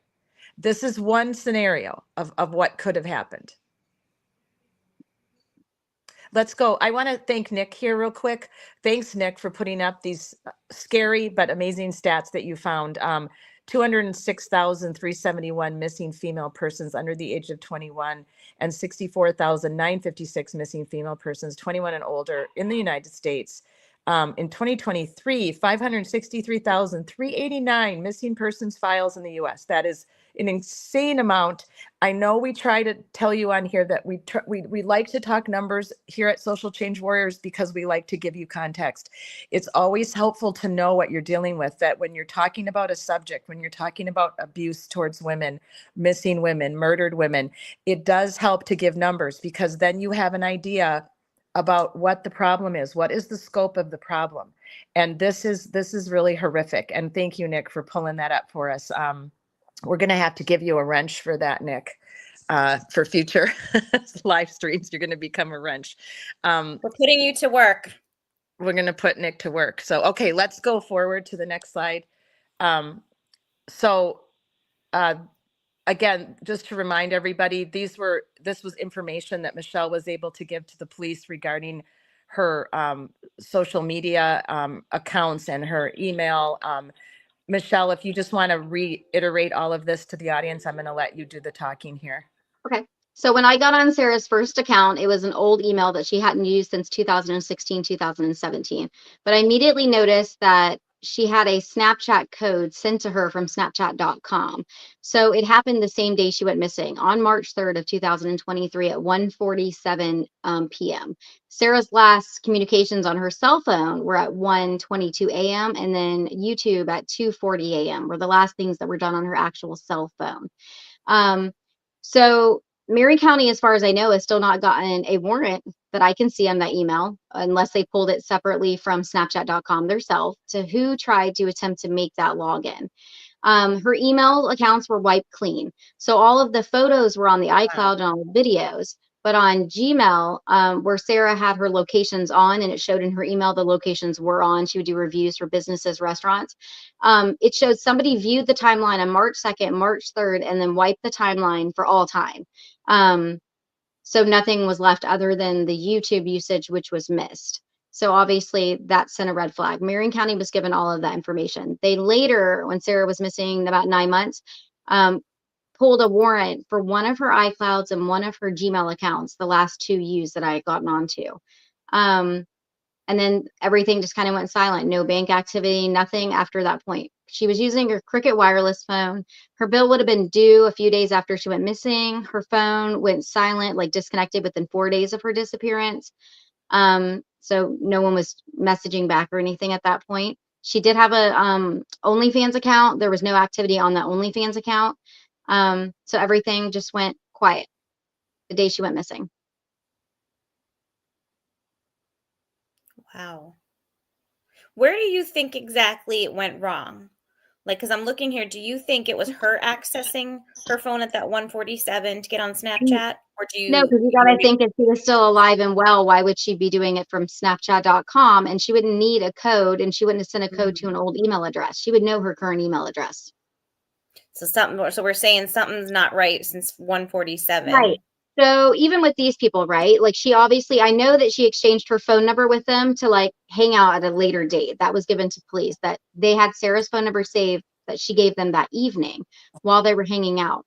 So you have to go, in order to get on Snapchat, it's actually one of the profiles that's a little harder to get onto. You have to verify phone numbers. They would have had Sarah's phone number.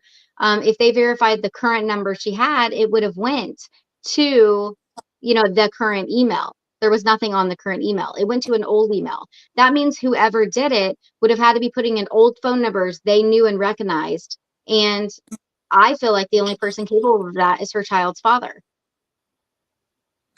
I just want to, yes, I agree with you. I just want to interrupt real quick.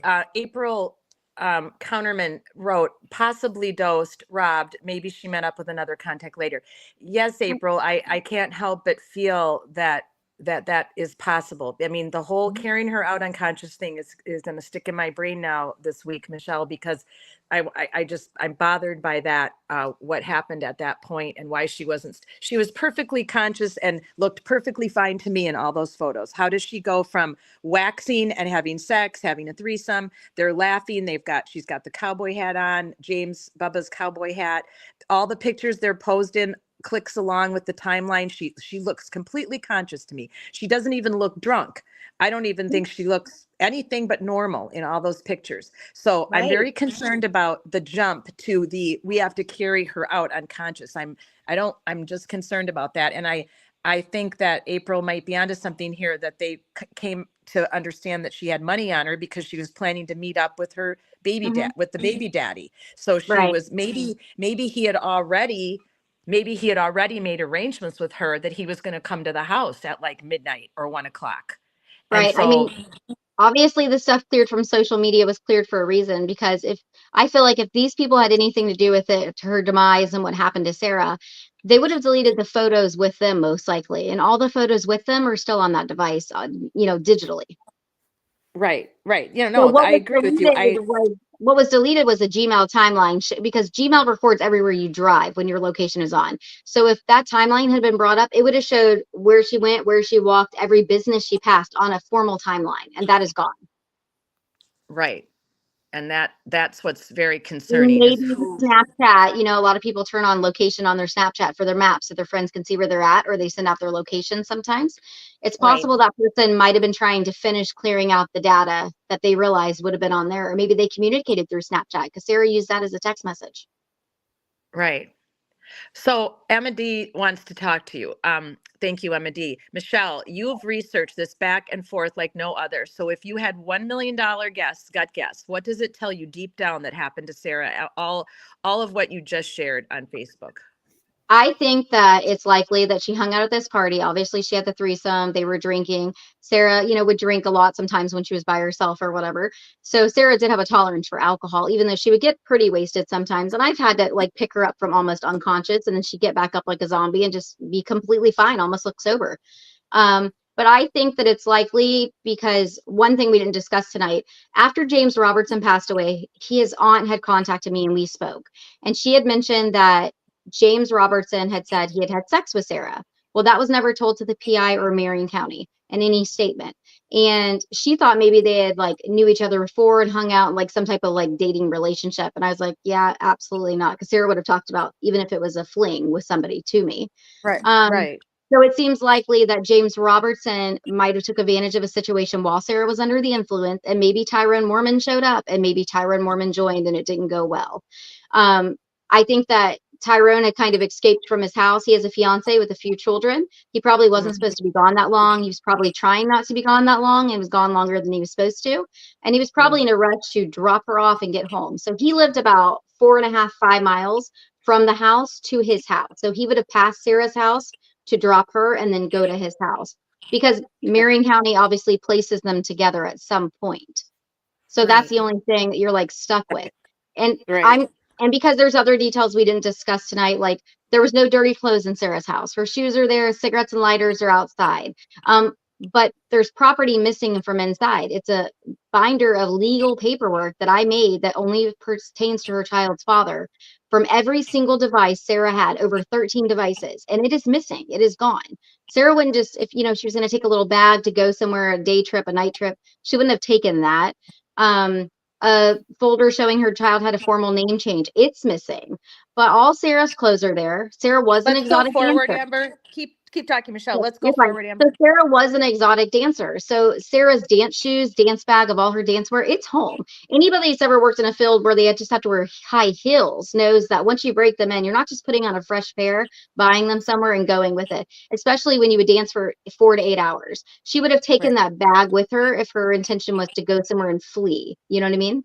And Sarah's birth certificate was also in her bag at the house. She does not have a passport. It's just the wallet and phone are missing with her.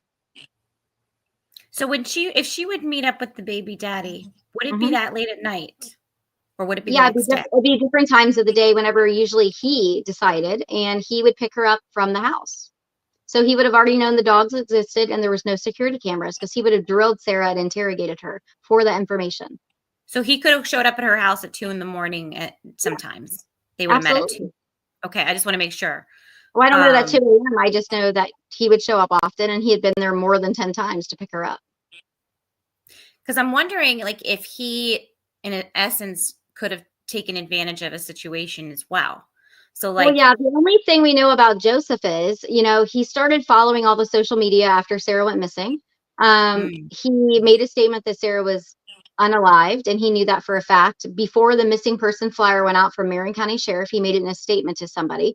So How even would at he that point, possibly know that? How could he well, possibly well, know that's that? my biggest thing, and that's if I know he's a dirtbag and he's abusive to her and aggressive to other people she's with and attacks them, makes police reports against them. But you would just assume these people did something and are covering it up, and he's just kind of a butt. You know what I mean? But mm, Marion County had not put out the missing persons flyer yet with the black truck. So at any point up till March 29th, when he made the statement, we would have even thought trafficking because we thought she had walked to the gas station and met somebody, right? At that point, you just knew mm, she was at a gas station, and we knew that because of Lonnie. So before the footage came out, we knew she had been at a gas station and went with somebody. So we Right. assumed trafficking at the very beginning, but Joseph's saying she's unalived and he knew it for a fact. How does he know that when that flyer had not even gone out yet? Right. And because how would he know where she was? How would he know And the where thing she is, was I've always then? said, even if Joseph did not physically do something to her and took opportunity from stalking her remotely from her devices, because he would log on as one of her devices, that means he would have access to emails, texts, pictures, phone call log, passwords, everything she ever did, all social media, he would have physical access to by doing that. I've always said he had to have been stalking remotely to know something happened and didn't report it if he didn't do it himself. Right. yeah, there's Right. definitely red flags there. Because Emma D wants to know where he is now. Where right, because baby Jen Joseph. well, his last location was Quincy, Florida. There was a police report filed. He was at a campground for approximately 3 weeks or more with my niece living in a tent, and DCF got involved. And then he left before DCF showed up. Can I ask you this question? I had this from last time. Your niece, her name was changed. Right. It What used to do you be know when why? she was born, it was Dahlia Marie Van, and then he changed Right. it to Cora Dahlia Mayton and Do you added know himself to the why? birth certificate. So Joseph got into a car accident when my sister was allowing him visitation, but she kind of wouldn't leave Dahlia alone. She would be present. So he wanted to go somewhere, so they rode in the car together. He got into a car accident, totaling out his vehicle at the time.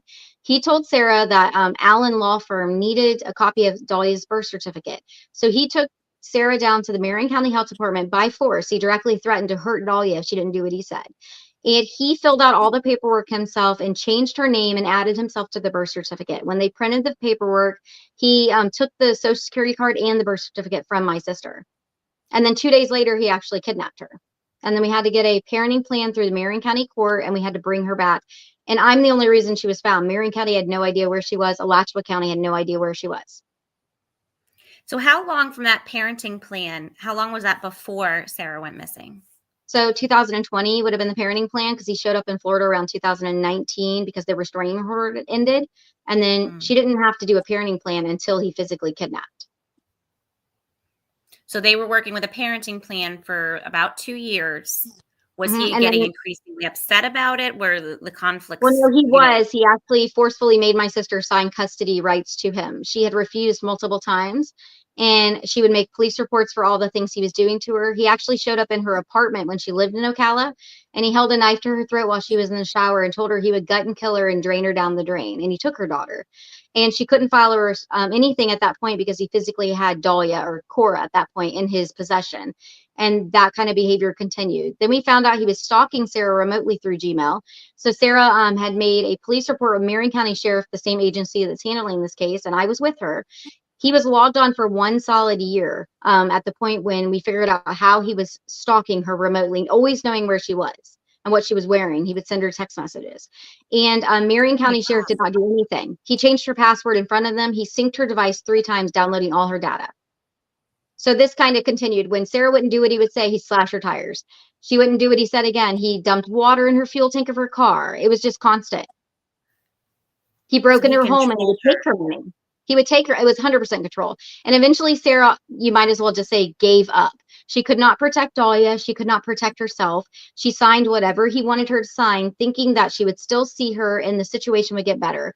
Well, she was able to still see her, but then it became he wouldn't allow her to see her unless it was at the hotel with him, and Sara would have to be dropped off by her roommate Uber, or he would pick her up. And this was right before she went missing. And she would have to stay for 3 or 4 days and basically almost sleep in the same bed with him for a while. And then he got a 2 bedroom, and then she would try to get away from that. But she would tell me all the time that he would try to sexually assault her in front of Dahlia. And she was just trying to start dressing a little frumpy when she would go over, so he would be less likely to want her. But he wanted to be in a relationship with her. He wanted to move and have another child with her, and she refused all of those advances. How would he have handled if he found out that she went to a small gathering and had a lot of fun and did some other, sexual activities? How, if he would have found that out, how do you think he would have acted? He would have become very aggressive. He probably would have started slapping and hitting Sara and shaking her. Because when she had the restraining order before, she was cleaning out a refrigerator singing. He didn't like it, and he beat her up against a wall while she was pregnant. And all she was doing was singing. Was she ever able to get any help from authorities? No. So Sara got the restraining order while she was about 6 months pregnant. She came to live with me later. He had actually left this Sarasota and went to Kentucky. He was gone for a while.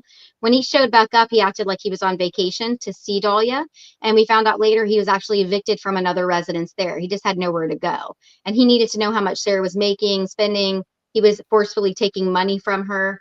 When the court order happened, he moved into a hotel. And I didn't know at the time because Sara was living with me rent free, but she actually paid almost the whole year's stay there for Joseph because it was under direct threat of what he was going to do to Dahlia once he got visitation. So she paid every dime cash to him for him to pay under direct force. And then he got more and more visitation, and he just kind of made it worse on her. And then we kind of got to the point where we are now. So what you all have just heard, I let this go because I wanted Amber to have a chance to talk a little bit. And you guys all know that I am still recovering from COVID, so I'm trying to pace myself here tonight. What you have just heard Michelle go over is absolutely textbook of what other victims of domestic violence murder have been through prior to their murder. There is a constant increase of the person's behavior where they start out with just maybe pushing and shoving, maybe calling names, maybe restricting you from your family, restricting you from any ability to be in charge of your child, whether it is at their school or at their doctor. And then slowly they start hitting you more, punching you more, wearing you down, and using the child as leverage because they know that you don't want anything bad to happen to your child. So his behavior over the course of 2 to 3 years was textbook for domestic violence, leading to domestic violence murder because there was no intervention. There was no removal of his parental rights. She had to continue to sort of co-parent with him because she had given up her rights. He was custodial, but he was using the child as to bribe her, to make her come and be around him and be in his space. And all of it was destructive. I think that the way you premise this, if he did have access to her social media or to it, somehow he must have found out that she was partying with these people. Well, that's the thing. He either logged on remotely or he just showed up and happened to be there when she was getting dropped off. And Joe's pretty threatening. So even you could always assume he might have even threatened Tyrone. It's very anything is possible. Sara didn't just walk off into the woods and disappear.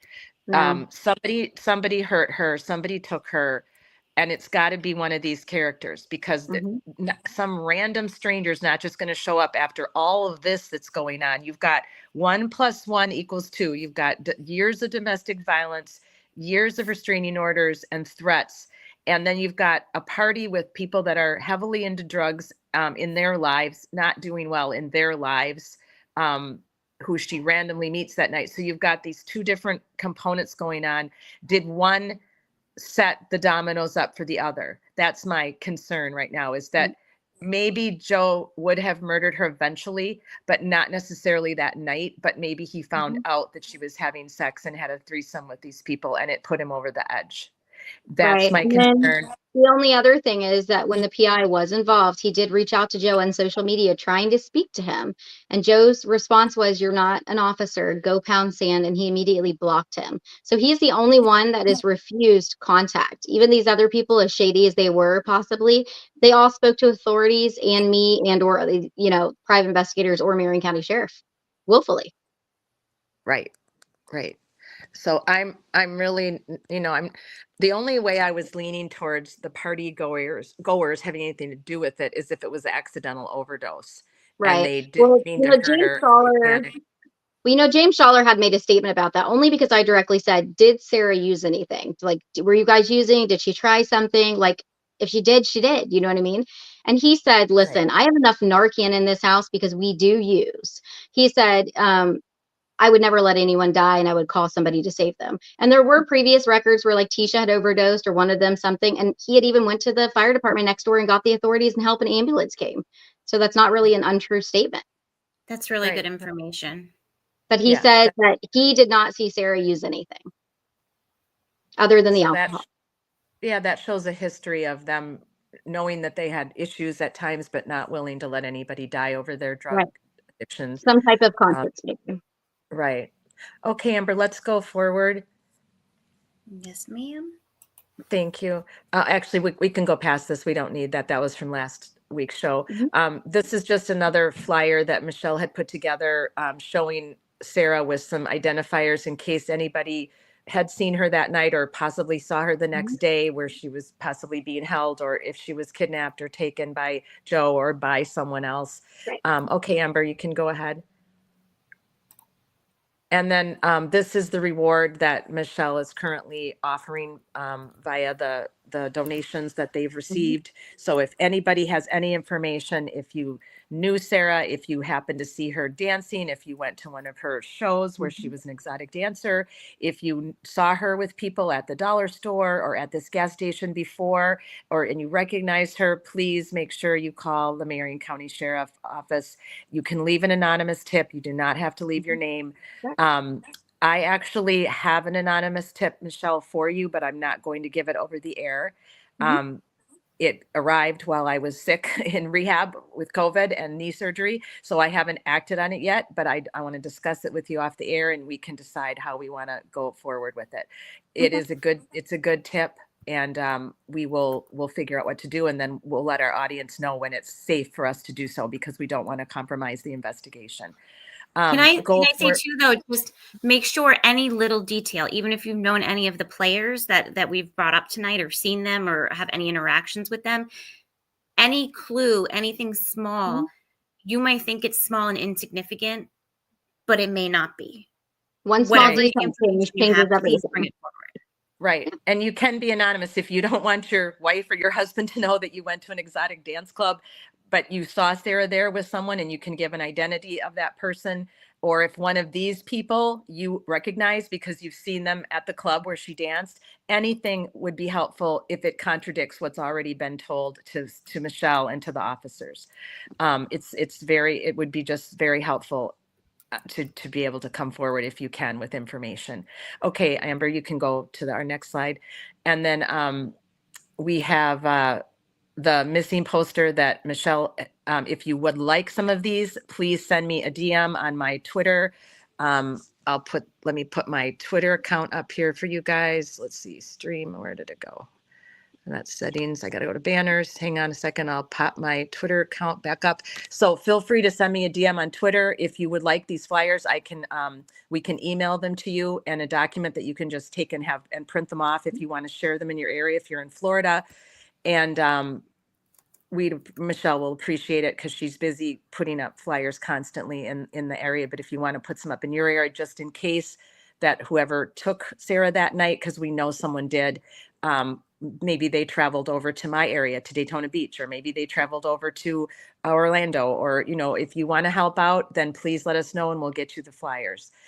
You can also get a hold of me on my Facebook page, Social Change Warriors. And you can private message me there and I'll make sure Michelle sees it and that she gets you a flyer. Okay, Amber, you can go forward. And just as we closed out 2 weeks ago, Michelle, I'm just going to have you tell everybody a little bit about Sarah's love for the beach, which her and I share that affinity. I'm definitely going to get some seashells from you when I get back to Florida from Wisconsin and take them over to my beach. I hang out at Ormond Beach because it's closer to my house, but I'm also down in Daytona Beach a lot. They're literally a few minutes away from each other. I would like to do some toss shells for Sarah over by me on the Atlantic side. And I also have friends who live over in Bradenton and over in Anna Maria Island. And I want to try to get shells over there at some point as well. So tell our audience about that. So if they want to participate. So toss shells for Sarah was something I did when Sarah was missing for a year, and we're still doing it. And this was just to bring awareness that Sarah is a missing person and a missing mother, because I was asked if I wanted to do like a candlelight vigil or something like that at her year missing anniversary. And I didn't want to do that because I feel like a vigil establishes that you've located or found the person and Sarah's never been found. And I didn't want people to think that based on that celebration. So Sarah was super eco-friendly, super into the environment. Like everything, she'd come in the house and be like, oh, how about we use this instead, girl? And then replace it with something that was more eco-friendly. So this was a way for, I felt like the shell was something that doesn't disintegrate or, fall apart really easily. They're pretty durable. We would put hashtag Sara Ebersole on them. So when people go hiking or go somewhere fun or enjoyable, or even the beaches, they can throw them or toss them wherever they want. So when people find them, they'll realize, why is the shell here in the middle of the forest? Like, because Sarah would be the type to go, oh my God, there's a shell, guys. Like, what's going on? And then she would hashtag and look it up. And I feel like that's what most people would do. So then they can find them, share toss shells for Sarah, and it brings awareness that where that shell's been found and how far it's traveled. Because we have them all the way over in Italy. They're in Canada. You know what I mean? Mexico, even someone went on a trip and left them there. So it just kind of keeps spreading awareness that she is a missing person, that she's cared about, and then I'm not going to stop looking for her, even if Marion County has kind of failed my sister. Absolutely. Exactly. We will not stop looking for her with you, Michelle, and everyone that's live in the chat. You guys have been fantastic tonight, and I appreciate it. Deidre, can you mention the price correlation with the name change to Cora? The price cord? I'm not sure. Deidre, what do you mean by that? Okay. I don't know what she means, but so Joseph's mother's name was Cora Mayton. She died in 2003 of cancer. And we assumed maybe that's why, because he did have like an unhealthy obsession with his mother, and he was very violent with his mother. So we can only assume that's where the Cora came from. He did push Dahlia over to her middle name, but he obviously didn't know how to spell it, so he spelled it differently than how it was when she was born. Interesting. And that wasn't on purpose. That was because he just didn't know how to spell his own mother's name. Yeah. Wow. Yeah, that's the first time you told us that. Now that makes sense to me. Again, that's well, I scary. think that person might have been referencing in Sarasota. Some people know Joseph was investigated for the Coral Rose case. It was a 6-year-old little girl that went missing in 2006, and I believe it was 2008 or 9. Joseph was asked for DNA because they thought he was involved in her. She was found obviously raped and murdered. And he refused DNA in that case. They later arrested somebody else that also lived in the Kentucky area and moved to Sarasota, very close to him. And we assume they were actually friends. So they might have thought he was part of some type of pedophile ring, is why he was being questioned. Because there was multiple people inside of that house when that event happened. And Joseph never gave DNA, and they were never able to get a warrant for his DNA. And then he went to Kentucky for a little bit. Mm-hmm. I wonder if they could get his DNA like out in public. You know how like you use a straw and you throw it away and they get DNA that way? Like that would be lovely. He's pretty thorough. From neighbors in the Coral Rose case, they pretty much said that I think they did try to take his trash by undercover, and Joseph stopped putting out his trash by the end of the road. So he's very thorough is the only thing I would say about him. And I know people are going to ask, well, hasn't there been DNA for the child? No, there has not. There's never been a DNA test ever. Wow, there's a lot that has to be unpacked here yet. And we're close to the end of our time. So I just wanted to mention that Amber put up, I would like to begin a letter writing campaign to the police and the media. How do you feel about that, Michelle? That's fine with me. Maybe they'll listen if enough letters come in, but the Marion County Sheriff's Department, I email them pretty regularly and call and leave messages, and I do not get a response any longer. And as for the media reached out after the Tyrone Mormon thing, a few months after, and they were Right. kind of just told this is an open investigation, almost like they weren't going to allow them to have a media release. They're not going to kind Right. of let them rehash it. So they feel like they can't report on Sara, is why nothing's happening in the media right now. I've made a petition online to obviously try to get the Marion County Sheriff's Department to update the missing persons flyer that still has that truck on it, because obviously we're over 600 days out that it's been sitting in social media. And I know that it's been found. Some people in the public knows it was found, but most people, I still have people messaging me going, hey, I saw this truck, and they might even have the correct truck, but the truck was located, and the people don't know that. They still think we're looking for this black truck from the surveillance footage with random two men. And Marion County will not update it. And I have not gotten a response from anybody in the Marion County Sheriff's Department. Wow. Well, I think I'm going to send some information to the media, if that's okay with you. No, that's perfectly fine. Maybe if more people engage them, maybe they'll engage themselves. Yeah. Because at the end of the day, Marion County can say what they want about me in this investigation. But right. the premise of the thing is the missing person flyer falls on their department, and they have to answer why it's never been updated. Right, exactly. They most certainly do. And so Amber, if you want to start a letter writing campaign, we can make posts about it on social media, and we can put it on our Twitter, on my, on our social change, on my social change warriors Twitter and your Twitter. We can put it on Facebook. We can encourage people. What we need to get organized first is get the address for everybody. What we should do is come up with a template to make it easy for them. Yes. So just come up with a form letter that they can just fill out and sign. And so Amber and I will kind of coordinate and work on that in the next week or two. And then I'll work on notifying the media in the area, Orlando, Gainesville. Well, I do have contacts at Fox 51, but that's who kind of told me they couldn't get a media release. Marion County would not give one. They won't give it. Like when they contact, they just get a very, you know what I mean? No one wants to talk to them, so they can't proceed forward. Because obviously their supervisors, if they don't have a go-ahead or any new information, aren't going to allow them to report either. Right, exactly. All right, I'm going to have to brainstorm on that one. And I've been told, even by the FDLE, they can nudge Marion County Sheriff, like, hey, what's going on with this missing persons flyer? We've been contacted by the family again. But only Billy Woods, the Marion County Sheriff's Department, can do anything. It is his jurisdiction, and no one tells him what to do. Wow. What is it? No, like, I'm not trying to stereotype anything or generalize, but there's all these cases that I hear in Florida where women are abused and treated poorly, and they're getting no help. And then now, even after the fact, then they go missing, they're getting no help. Why are the women not cared about? Like, it reminds me of Ashley Benefield, Yeah, I mean, I don't have a general answer for that, but with Sarah's case, I know that when I sent the well checkout to that hotel when Sara first went missing, to make sure that she was not at that hotel with Joseph being kind of held captive, and we weren't wasting resources as a missing persons, Joseph told authorities Sara was an addict, a prostitute, and disappeared all the time. He set a storyline for them to be prejudiced against her because she was an exotic dancer, because that was true. But her disappearing all the time, absolutely not true. She traveled a lot. She went places. I always knew where she was. She posted on social media where she was. And she was never a prostitute. She actually fought pretty hard for people to understand, even though she chose to be an exotic dancer to kind of have the income to care for her child. And that's what she went into as a field, that it was her body and her choice. And if she didn't give you permission to touch her or do something to her, she wasn't an escort. She wasn't for call. She wasn't for hire. It was her choice if she wanted to have like intercourse with you or hang out or whatever, but she was not a prostitute. And she wasn't an addict. Now, mind you, we can go back to when Sara was younger. There is a history there.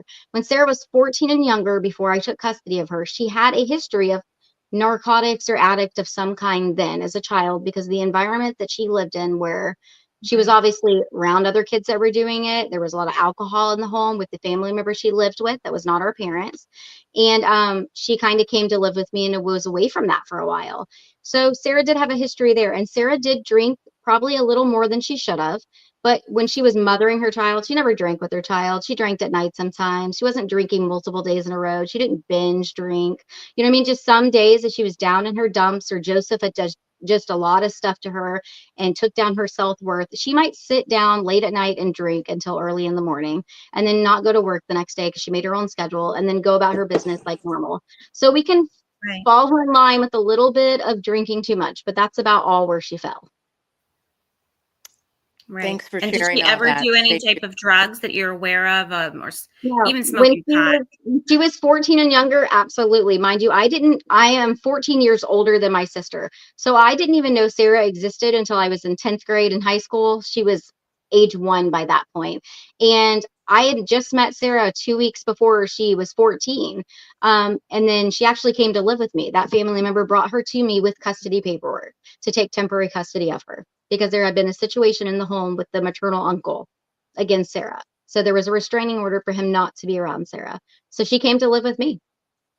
So she's had a lot of trauma in her life. Oh, absolutely. And then Joseph we found out later, was stalking her at age 14 when she was in high school.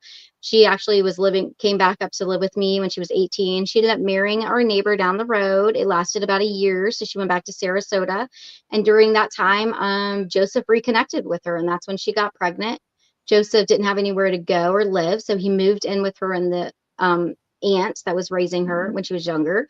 And she got the restraining order. He disappeared for a while, and then it's just the abuse has never stopped. Oh my I mean, gosh. That's Sarah such a sad. Sarah had put herself in women's shelters before she was pregnant to escape him, or he had beat her unconscious in the snow when they had went on a trip to Indiana before she was pregnant, and in Kentucky. And then they put her in one in Indiana. He found her within 1 hour. And then she was moved to a different women's shelter in the Indiana further side. And within 6 months it took him, but he found her. He found out she was working at a local McDonald's. He followed her on every fake profile he could on social media until he physically put her back in the car. He drove her around for hours until she resubmitted. He called a family member, the aunt, and got her to tell Sarah, well, I don't have the money to fly you back. If you want to get back to Florida, you're just going to have to ride with Joseph. And that's what happened. And then she ended up pregnant. Wow. Like it just sounds to me. Yeah. It's so, and thank goodness you were there for her in her time. Well, I was of always need. her protector when the Joseph thing came in. I had never even met Joseph. I think a lot of people assume that I have this hatred towards him or something. I had never met him till year 2019 when he showed up. Never had once met him. We never had dinner. There was no family turkey days, nothing. I had spoke to him one time on the phone. He called the time she was in that women's shelter. Now it matches. He had called from Sarah's phone and was trying to convince me, almost to coerce her into doing what he wanted. And I didn't understand the situation. I understand Sarah was dating somebody that wasn't a good situation, because she called me one day when she was walking home in the snow back to a hotel, because he had dumped her out on the side of the road, because he was trying to get her to be isolated and do what he said. And I had a very short conversation with him, and I just said, my sister is kind of like a beautiful wild Mustang. You know, there's like a wildfire. You just have to watch it burn and see the beauty that comes after. And that's Sarah. She's spontaneous and she lives life to the fullest. She's not gonna do what you say. And then that was the only time we talked. And how was he with you? Like, was he He was charming, or was he a jerk? No, I would definitely say I think he was attempting to be charming on the phone. He was going like, oh, I just care about Sarah. I want the best for her. You know, I know she's young. She's just not really listening. I'm trying to guide her. And I was like, who the hell are you? And I think he heard in my demeanor immediately, like, are you trying to control her? Because that's not going to happen. And if you're contacting me to control her, that's definitely not going to happen. Because I had already told her she needed to leave the situation. But he was isolating her to the point where I knew kind of where she was, and we would talk sometimes. But when she was younger, then we weren't talking all the time because he was isolating the situation. He was isolating her from all family. He was cutting her off from anybody that would have. Right, because obviously, if I had known. Yeah, because obviously if I knew she put herself in a shelter, you know what I mean, I would have obviously went and got her. But Sarah was kind of sheltering herself from everybody at that point because she knew he would locate her. Wow. Yeah, I'm giving all that information. But she still used social media, even referencing that, like her hiding from him. She was still on social media. She didn't just go ghost mode. Right. So she was like, you're not going to control me. I'm going to still live my life. not going to She was live in just trying to fear. be more proactive, and when she would see profiles she didn't recognize, she may not accept them as quickly as she normally would have. And he was obviously still, we even found out later he was making fake profiles using her images to get people to send him pictures of themselves. So it just never stopped. Well, Michelle, you gave us a ton more information than we had 2 weeks ago on Joseph, the background of these two, going way back to when she was 14. I mean, this raises the red flag quota up the flagpole 90 to 100 feet. Oh, it's a Because you're clinical talking about, obsession with her. yeah, you're talking about years and years of abuse here, just constantly escalating, and then plateauing, and then escalating, plateauing. I'm utterly stunned that the officers don't have anything at all that they can, that they could bring him in on, that he's not a person of interest in any way right now. I'm completely stunned by this. I think the only thing I can say to that is I can't give the person's information that gave it to protect that person.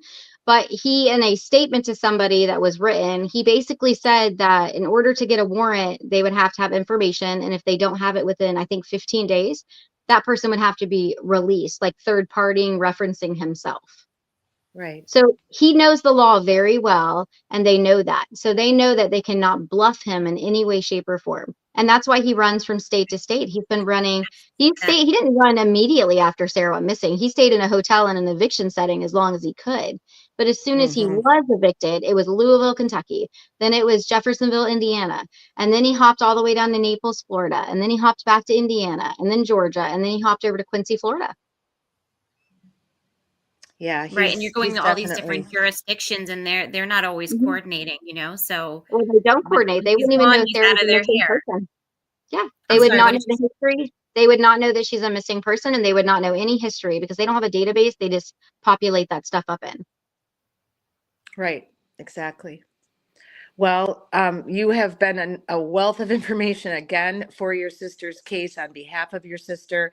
I can't thank you enough for sharing more information with us so that we can share it out and get the word out for you and try and help in whatever way, shape, or form that we can to raise awareness, to do whatever we can to get the public behind you, because this is going to take, I think, some public outcry and Yeah. some standouts, which is what what has to happen for Ellen Greenberg and some of these other ladies that are currently waiting for justice. It's not going to happen without public support and public backing.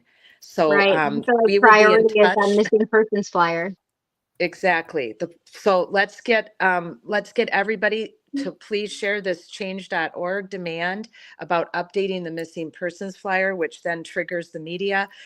It's sad, and it's really just horrific that there's a chain of command that you have to go to get attention when your sister's missing for a year and a half. But apparently we're going to have to jump through some hoops. So if you can help with that, and if we can get a letter campaign going in the next couple of weeks, maybe that's what we can do right now. There's just only so much we can do, but at least we can do something. We can keep talking about Sara. We can keep live streaming about her, sharing her missing poster, getting updates from you, Michelle, and I'll be in touch with you, obviously, to discuss the anonymous tip that I was given. Personally, someone sought me out. So you and I will have to discuss that. And chat tonight, all of you in the chat box, you're wonderful humans. Thank you for caring about the victims of domestic violence and missing, for taking your time as a volunteer to be part of Michelle's search for her sister, Sara. And if you have any questions, anyone, about Sara's case or anything to do, if you want to get messages to Michelle, just send me a private message on Facebook or a direct message. Make sure you join Sara's Facebook page, or Michelle's Facebook page for Sara, so you can keep up on any updates that she has before I get them. Obviously, you'll see them in real time, just like I am. And we will be back to do more updates with Michelle. I will probably do a live with Michelle from Florida as soon as I get back there. And we will just keep on keeping on for this cause of finding where is Sara Ebersole.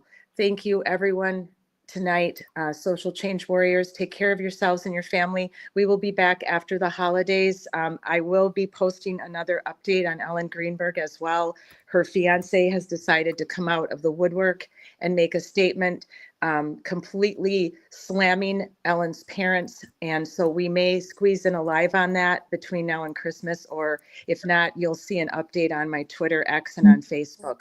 And we'll be revisiting Ellen Greensberg's case definitely after the first of the year. Take care, everyone. Happy holidays, Merry Christmas, Happy New Year, and we will see you all again very soon. It's just us, Social Change Warriors. Peace out for tonight. Thank you, Amber. Thank you, Michelle. Thank you. You're welcome. Thank you, all families that are waiting for their children they're missing to come home. And a special prayer for everyone in my hometown of Madison, Wisconsin, due to the school shooting here this week, to those that lost their lives and to those that are still struggling in the hospital. We are praying for you and thinking of you. Good night, everyone.